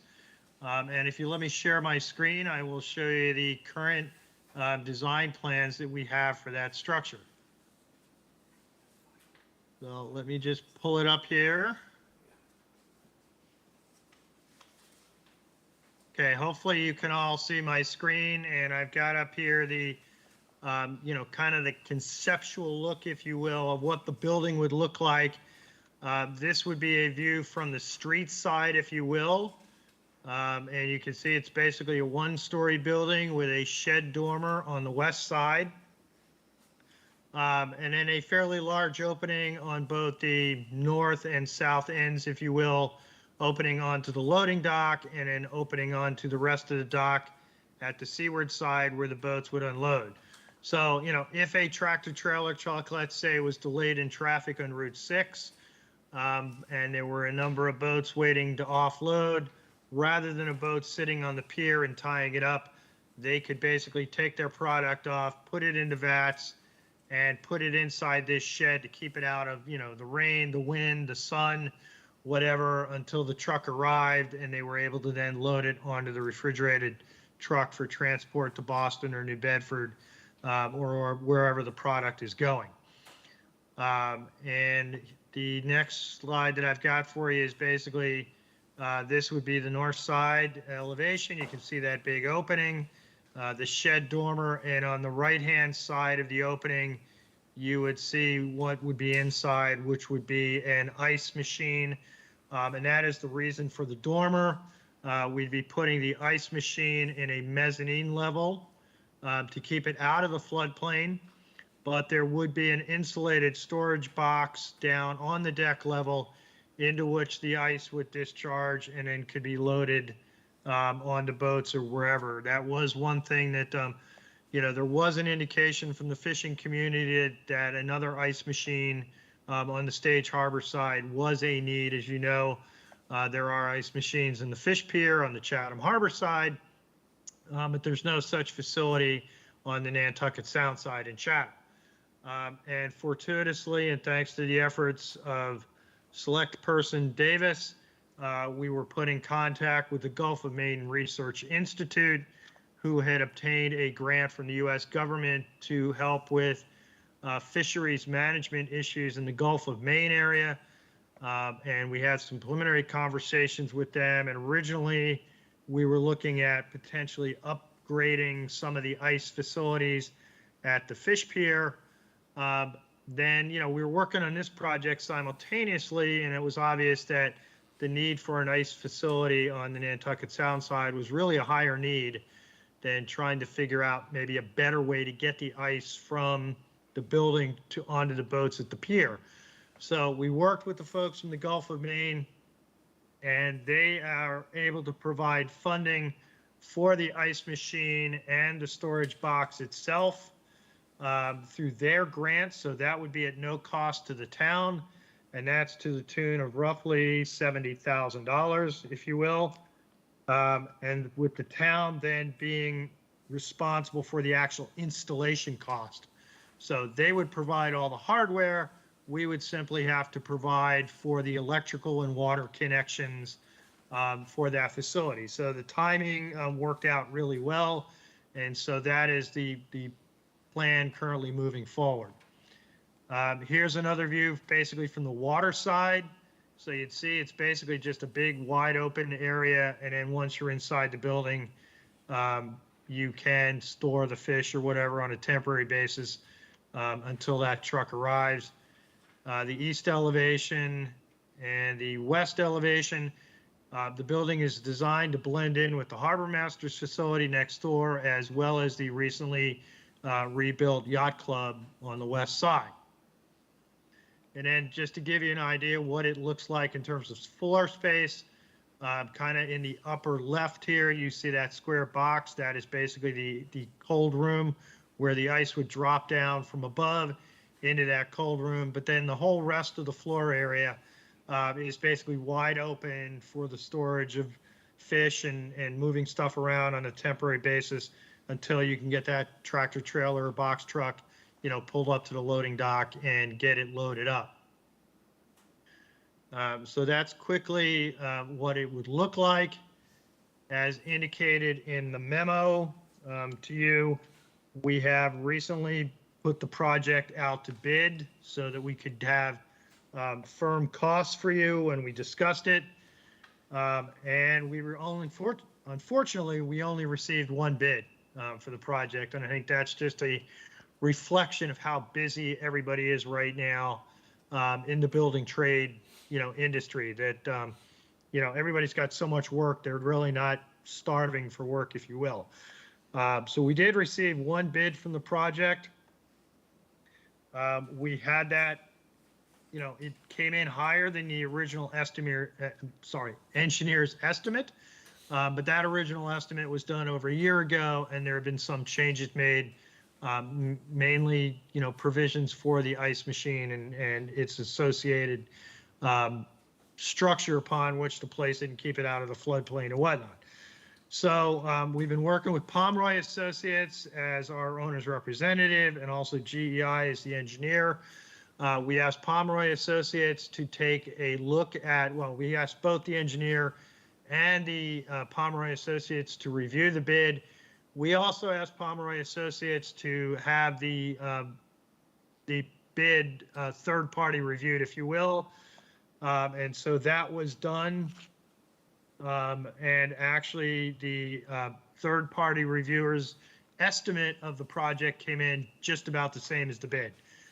The third-party estimator did not know what the bid was, but merely estimated the project based on the same plans and all that the bidders had received. So, in that respect, it was good news that the bid was consistent with what a third-party estimator had done. And it's included as part of your packet. We have that third-party estimator report. We have the recommendation from Pomeroy Associates and the recommendation from GEI, who also reviewed the bids. And both of those recommended that we award the bid in the tune of $375,689 to Eastward Companies, who was the one and only bidder. In addition to that, we also received a proposal from the engineer to the tune of $60,000 to provide engineering oversight services during construction and whatnot. We also received a proposal from Pomeroy Associates to oversee the project. Keep in mind that both of those, while they seem high, are based on time and effort. And we fully expect, after speaking with both of them, that the actual amount expended will be less. So we don't anticipate having to spend the entirety of those two amounts. But that's what it was based on the construction drawings and the specifications. Then, as I indicated, there's about $15,000. About $10,000 of that is town work associated with the installation of the ice machine in terms of electrical connection, water connection, et cetera. And then there's also some town electrical work to put exterior lighting on the facility, which was not part of the original bid. And then we've included a $37,000 contingency, which is roughly a little bit less than, if you will, than 10%. But given the construction here, the fact that, we're not doing any digging into the ground, that this structure is just going to be built from the ground up on the existing slab, if you will, that was designed to handle this building, we don't anticipate really any significant need for the contingency. Now, you may ask, why is a building like this costing $375,000? It's open at both ends. There's no garage doors. There's nothing like that. However, because we are in the flood zone, and this was determined to be a water-dependent use, the building does have to meet FEMA flood codes. So even though it's open at both ends, we still have to put in breakaway walls. We still have to put in flood vents and all those kinds of things, which unfortunately, raise the cost, if you will, above and beyond what, maybe a simple stick-built garage or something like that would be. So anyway, right now, the total project cost is estimated at about $550,000. We are planning, or we are proposing, that this project would go to construction within the next month or so, provided the board agrees with our recommendation. We are proposing, in order to meet that timeline, we are proposing that this would initially be funded out of the waterways bond issue that was passed back in 2017. Secondarily to that, we are proposing that we tap into the waterway user fee for up to $500,000. The waterway user fee is approved at town meeting every year. It's one of the town's revolving funds. It currently has a balance of a little over $1.5 million. We have not used it to date for any significant projects. It does require notice to the Waterways Advisory Committee, Aunt Lydia's Cove, the South Coastal Harbor Plan Committee. It requires notice to them. They do not have to necessarily provide a recommendation back. We at least have to notify them. And then the town meeting language allows funding to be spent by approval of the town manager upon recommendation of the Director of Natural Resources and the Harbor Master. So our intent is to get this project underway using the waterfront bond, and then work to get notice out to the committees on a recommendation to use the $500,000 and reimburse the waterfront bond issue for that amount, up to $500,000. Obviously, anything over the $500,000 would have to come out of the waterfront bond. But as I indicated, it's our expectation that we will not have to use the contingency, and we will not have to necessarily use all the money that we've estimated for owner's representative as well as the engineer. And so the expectation is that this project will come in either at or hopefully slightly below $500,000, meaning it will be funded completely by the waterway user fee account and not out of the waterfront bond. And so our recommendation to you is that you approve the use of the waterfront bond for this project to get this project underway as quickly as possible and have it completed before the next fishing season next year, and that we continue to move forward on seeking committee input on the use of the waterway user fee account to reimburse the waterfront bond. And so with that, I'm happy to answer any questions.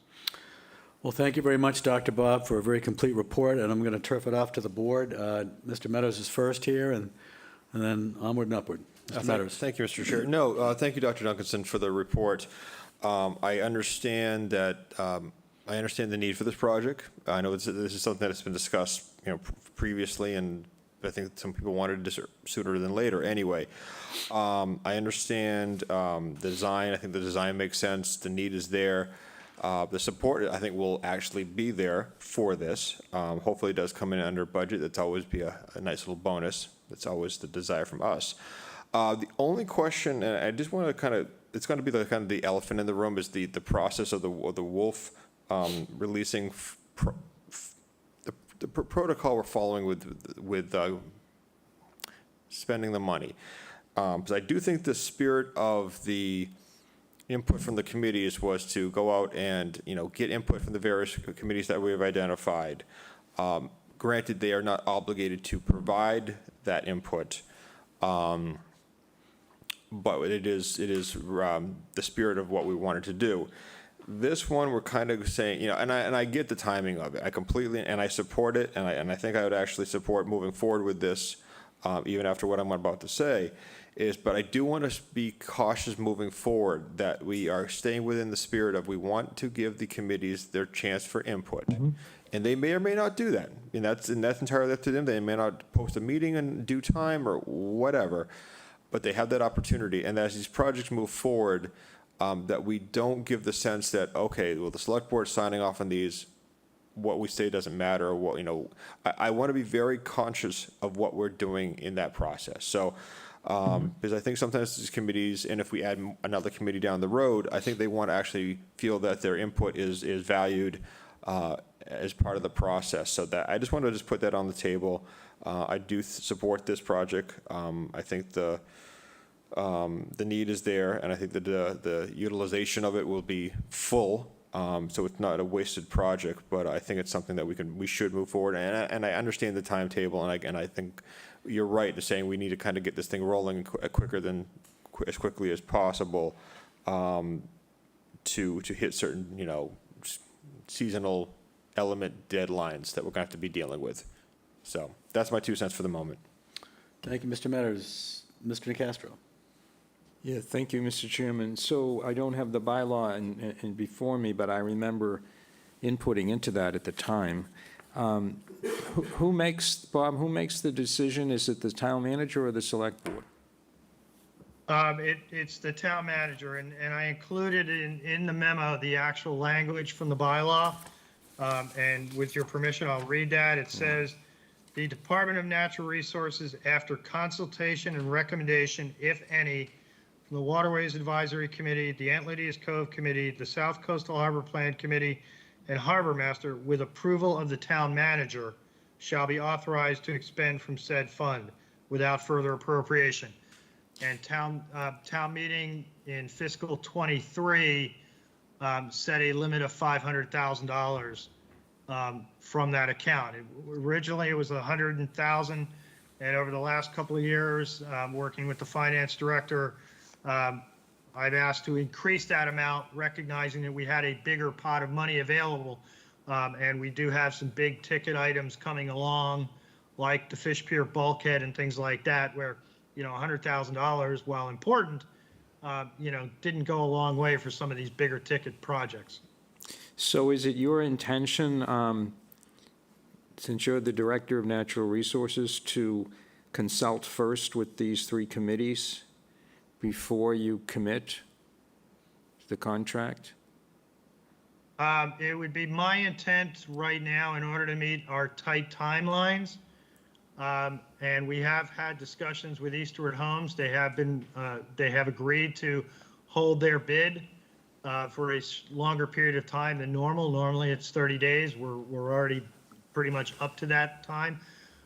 My intent would be to work with the town manager, get this project signed up, get a contract going, using the waterfront bond, and then to go to the committees for reimbursement of that bond once we know the complete project cost numbers, which probably wouldn't be until, say, hopefully late winter, early spring.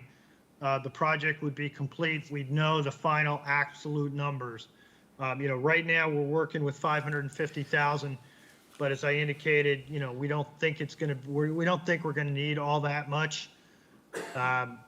Based on some conversations we've had with the engineers, with with Eastward Homes, and with Pomeroy Associates. So once we know the final number, then go to the committees, or even now go to the committees and say, look, you know, we're asking for permission to use up to $500,000.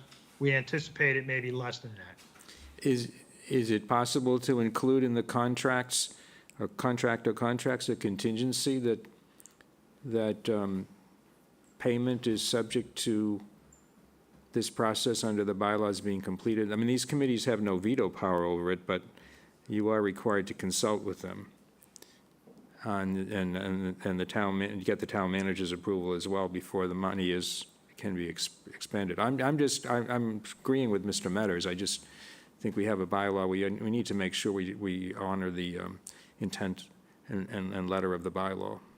That's all. Yeah, no, absolutely, and that's our intent as well. It's just frankly been a timing issue. If we don't get this project, Yes. you know, under construction shortly, we will basically lose another whole year, because we wouldn't be able to begin construction until fall of '23. You know, to have it ready for summer '24. We're trying to have it ready for summer of '23. You know, obviously we could go out, we plan to go out tomorrow, not necessarily tomorrow, absolutely, but in the short term, and get the contract signed up using the waterfront bond. It would then be the question of, you know, if we receive strong negative feedback from the committees about using the WOOF for this project, we would certainly come back to this board and say, all right, here's what we're hearing back. You know, we don't want to, the recommendation is not to use the WOOF for this.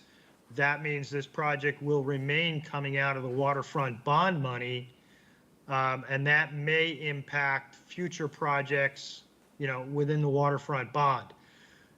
You know, I think as we talked several weeks ago when I provided the update on the waterfront bond status, you know, that was based on 5-year capital numbers done in 2016, with the bond being passed in 2017. As we all know, times have changed, construction costs have gone up, material costs have gone up, and to think that we're necessarily going to be able to complete every project that was outlined in the waterfront bond for the $11.3 million, you know, that was appropriated is, at this point, I think, unrealistic.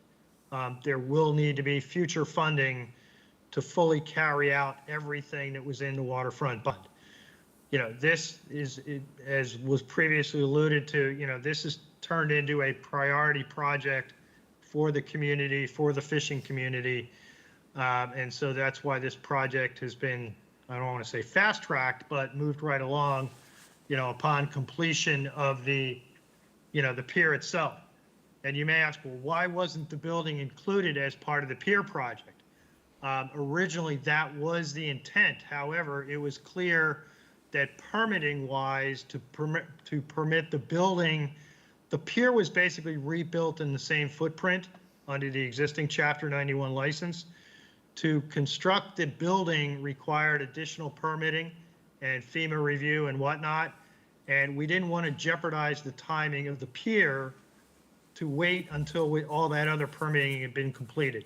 That's why, you know, we're now coming back to do the building basically 3 years after we finished the pier itself. So it seems to me, in the interest of timing, which I fully understand, and I'm supportive of this, you can immediately tap into the waterfront bond. And that's your proposal. And you can subsequently honor the bylaw down the line by going to the committees and seeking the reimbursement, or you could get their approval at the present time, but without having that requirement satisfied before you do the waterfront, tap into the waterfront bond. The risk is that they could raise objection to this, which, you know, we would probably want to pay attention to, but it might be at that point too bad. We wanted to get this project out, and I suppose that's a risk I think that's a risk worth taking. I had two other questions. Well, let me ask you one first about the bond. The memo does say that when the bond was authorized in 2017 before town meeting, it did not specifically identify the trap dock utilities shed.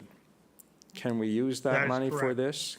I mean, was the appropriation tied to the specific projects and only those specific projects? I don't see Alex online here, so. No, the original bond provided a representative list of projects that were in the 5-year capital plan at that time, and that's why I say that we're in the 5-year capital plan in 2016.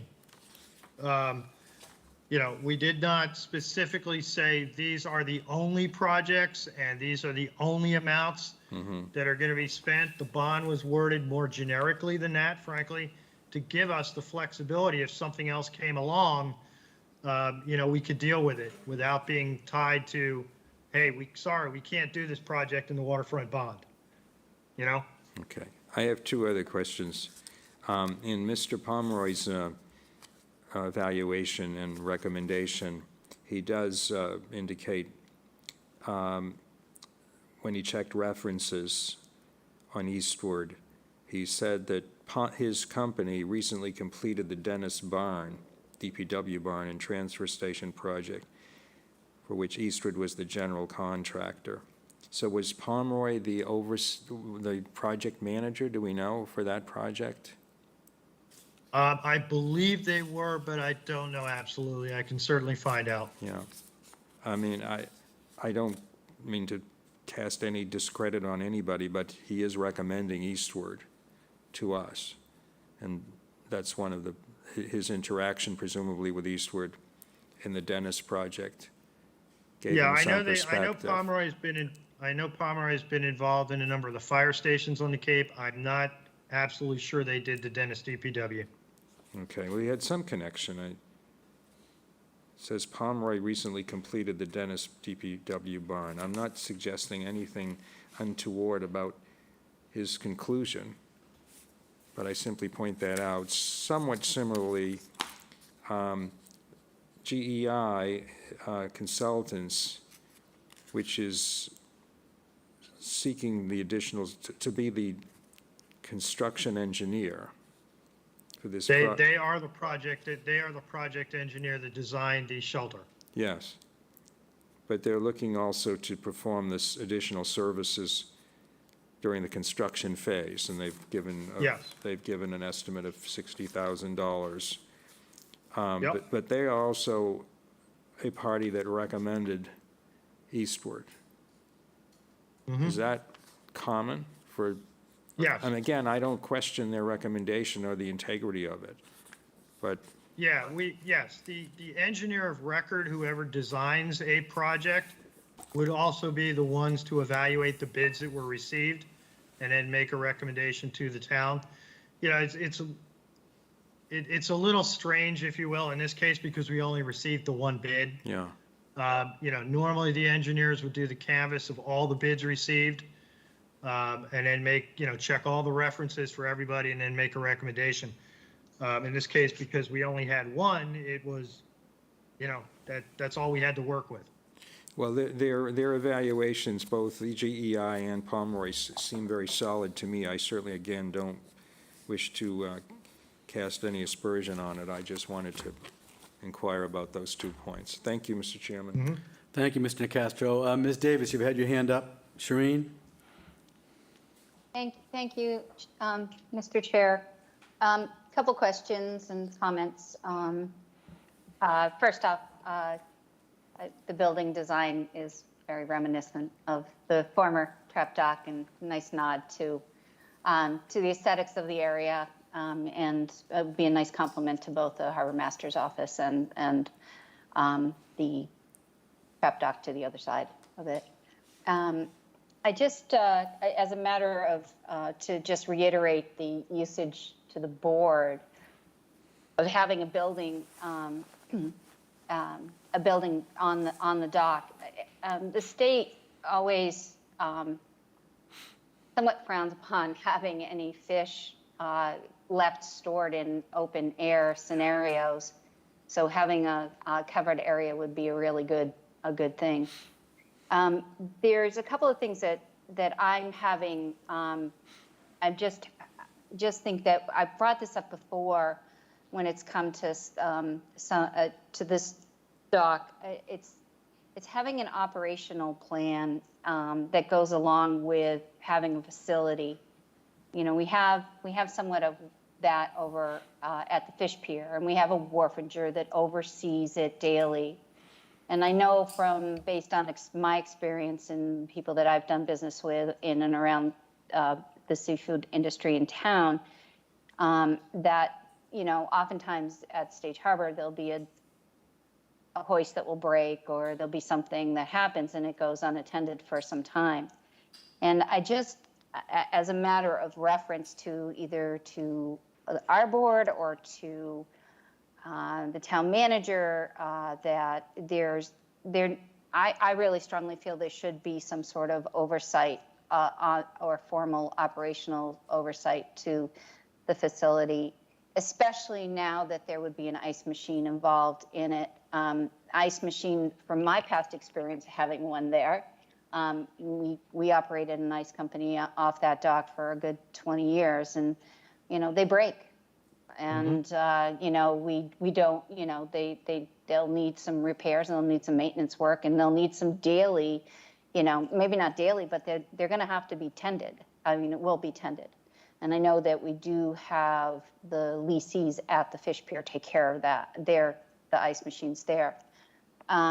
One of the things that I'm, you know, wondering is how is the ice machine, you know, usage? Is there a program for use going forward? I mean, these aren't actually part of a conversation to have now, but I think I'd like to have an agenda item to talk about some of these things going forward. Like, who's going to, like, should we have, like, expand wharfinger responsibilities to the trap dock? Should we have an operational plan? You know, of all these things that are happening over there.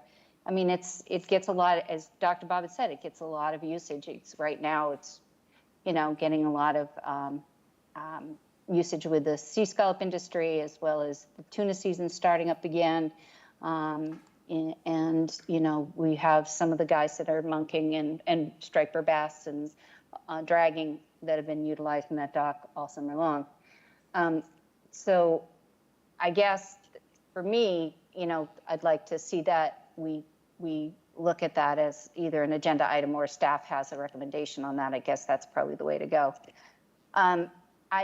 I'm sensitive to the idea that we have an input process with the Water User Fund, and I guess we'll trust in the process with the bond issue, and then, you know, have the committees vet. I think that we, you know, timing is of essence here.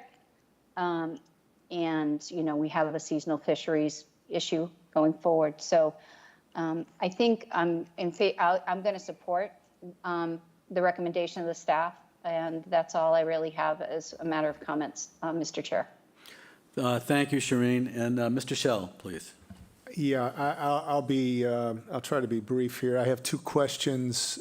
One addresses the, I think you used the word unfortunate, Dr. Duncanson, fact that we have one bidder here. And I think you've done a very good job of, I'll call it papering that and dealing with that. But I'd like to ask you to address, there's a comment in the letter from Pomeroy, which refers to during the bidding, both GEI and Pomeroy had canvassed likely candidates for bidding this project, but unfortunately just one bid, excuse me, was received. If you could give us some color on that solicitation effort that gives additional comfort to what you've already provided, that the one bidder is just the way it is and a product of a process that was regular in all respects. And then my second question relates to the discussion around the funding, and I'll just ask you specifically if there's anything that you're aware of now that would suggest that the relevant committees would have reservations about authorizing the, the WUF funding for this project. Okay. In answer to your first question, I do know that Pomeroy Associates did reach out to a couple of general contractors that they had worked with or were working with on other projects to see if they had any interest. And basically the feedback that they got was, we're already so busy. We just can't take on any more work right now to meet the timelines that we were asking them to meet, which is to get the project done this winter and then, be in and out of there before the start of fishing season next spring. So, I do know that there was some overtures made to other GCs along those lines for that very reason, to try to generate as much interest in the project as possible.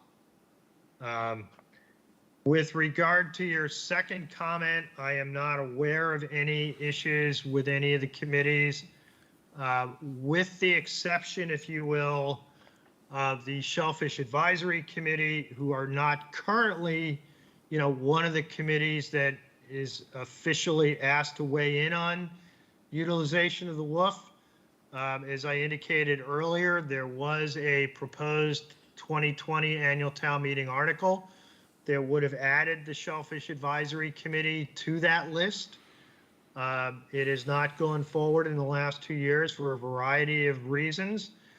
I do know that the Shellfish Advisory Committee does have some concern about utilization of the WOOF because they're looking at it as a funding source for the 90 Bridge Street project, which, as you know, involves the relocation of the shellfish upweller. So, they are, how do I say this nicely, trying to protect as much money of that as they can for that particular use.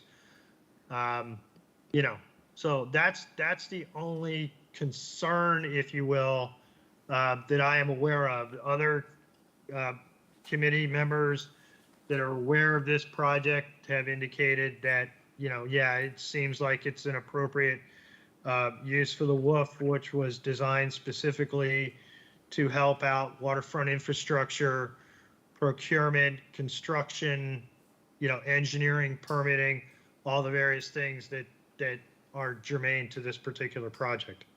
Thank you. Thank you, Dr. Bob. I'm going to recognize Shereen Davis again. Ms. Davis, you still have your hand up. And Yeah, I just had a quick question for Yep. Bob because it was about the water user fund. What was the revenue? I mean, what is the revenue that goes into that fund? It's about $300,000 a year. It's Okay. not an insignificant amount of money. Okay, all right, Yeah. thank you, thank you. Yep, thank you. And if I can go back and address Shereen's comment earlier about the operational issues at the trap dock. That has been a topic among staff since the beginning of the trap dock reconstruction, if you will. And our initial decision or initial consensus at the time was, it's located right next to Old Mill Boatyard with the harbor master's office. So there's always harbor master staff eyes on that location. And so we didn't feel at that time that it was necessary to devote, more resources to that than were already there. Obviously now with the building and increased use, we've been having discussions about formulating regulations very similar to what we have at the fish pier that would also apply to the trap dock. We've had discussions with the various vendors for the ice machine about how that could be operated. Will it be a key? Will it be a credit card, or how that's going to work? That detail hasn't been finalized yet. We're still talking with the Gulf of Maine folks and the actual vendor, because we're not procuring the ice machine. That's being procured through the Gulf of Maine folks. We are obviously working with them and with their proposed supplier, so we know pretty much what the options are. But we're trying to figure out the best way to manage that. So I think in the not too distant future, you will see a proposal coming to you with proposed regulations for oversight and management of the trap dock, very similar to what we have at the fish pier. Thank you, Dr. Bob. And Stuart Smith, Harbor Master, has a comment. I was going to call on Stuart, and Ted, if you want to speak as well. Ted Keen, if you want to speak, certainly welcome to. Stuart, welcome. Good evening. Just to touch on a few things. I agree with Bob that this is right in the wheelhouse of what the Waterways User Fund and the bond issue was developed for. So it's certainly in keeping with that. I don't speak for the committees, but I would think that they would give this some good attention. I don't know if we need to really confuse the two issues. Right now, it's going to come from the Waterways bond, and we're going to following up with the committees and see what their recommendation is going forward to reimburse the Waterways bond with the funding from the Waterways User Fund. We do oversee the trap dock. Obviously, we're right next door. I was working on it today. There were some electrical issues. I'm not aware of any delays at all in repairing or doing any maintenance to the facility. If there's been any delays, it's getting contractors. That's can be difficult.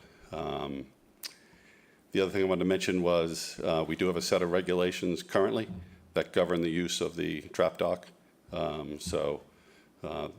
That's contained within the town landings regulations because they address town landings and other waterfront facilities that you folks own. So the last thing I want to mention was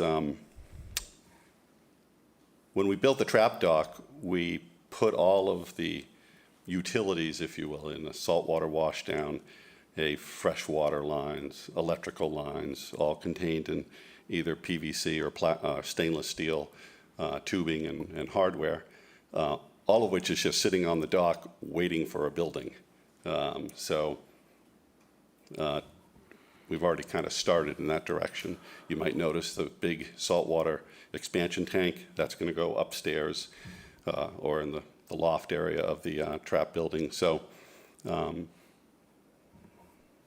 just wanted to make sure people are aware that all of those utilities weren't just designed to just sit out in the open. They're supposed to be in a building anticipating this building coming along.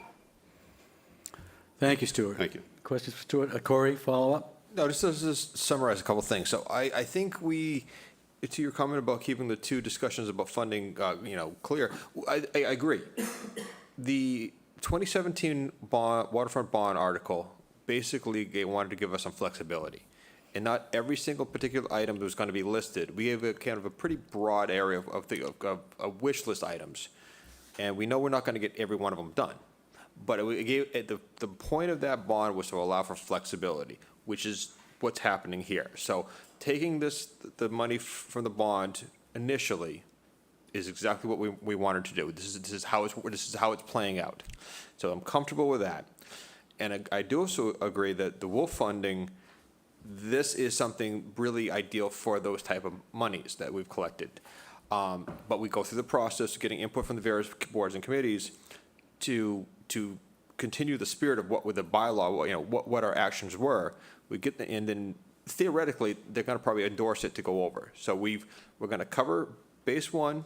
We have a tool to get the money now, hit the timetable, get it in time for this year or the next season, which was one of our goals, going into this thing. But to follow through with the process of getting input from the various committees. So I think we hit both sides perfectly fine. With follow through, we're going to be. This should work out how we've planned it to, in theory. So, yes, I agree, and I'm going to support this. Okay, thank you, Mr. Metters. Anybody else have a comment? I'm going to ask or turn to Shireen for a motion here. I think it's appropriate, seeing as how it's the trap dock. I want to let you know that I've spent a number of years underneath the former shed at that trap dock, working that dock, and I'm thrilled about this project. I'm thrilled about the design. I'm thrilled about the thoughtful approach. I'm thrilled about the fact that we waited 2 or 3 years so we could get a real thoughtful approach, and we planned 2 or 3 years ago to have this very building there. I'm also thrilled that we're thinking ahead about the ice machine, having spent years struggling with ice machines both at the Fish Pier and at the trap dock. So I think it's being very well thought out. I like the approach and the funding. I think using the waterfront bond is appropriate, and I think following up with the waterway users Waterway Users Committee and funds as well is very appropriate. I struggle to think that they'd be against it, that any one of the committees would be against using these funds or against this project. So I will certainly endorse it, and I will look towards Shireen for a motion, please. Thank you, Mr. Chair. I move that the Select Board endorse use of the waterfront bond for the Trap Dock Pier Shelter Project, and recommend and staff further and recommend the reimbursement of the waterfront bond by the Water User Fund upon final cost accounting up to $500,000 after notice to the relevant committees, provided the Water User Fund reimburses the bond prior to June 30th, 2023. Thank you very much, Ms. Davis. In a second. Second. Thank you, Mr. Shell. And we'll go to a vote. Mr. Nacastro. Aye. Mr. Shell. Aye. Mr. Metters. Aye. Ms. Davis. Aye. And the chair says aye as well. Thank you very much. Good work, folks. Thank you very much. Thank you. Okay. Last order of business is to adjourn. I move we adjourn. Second. Second. Okay. Mr. Nacastro. Aye. Mr. Shell. Aye. Mr. Metters. Aye. Ms. Davis. Aye. And the chair says aye as well. Thank you very much, and good night, Chatham.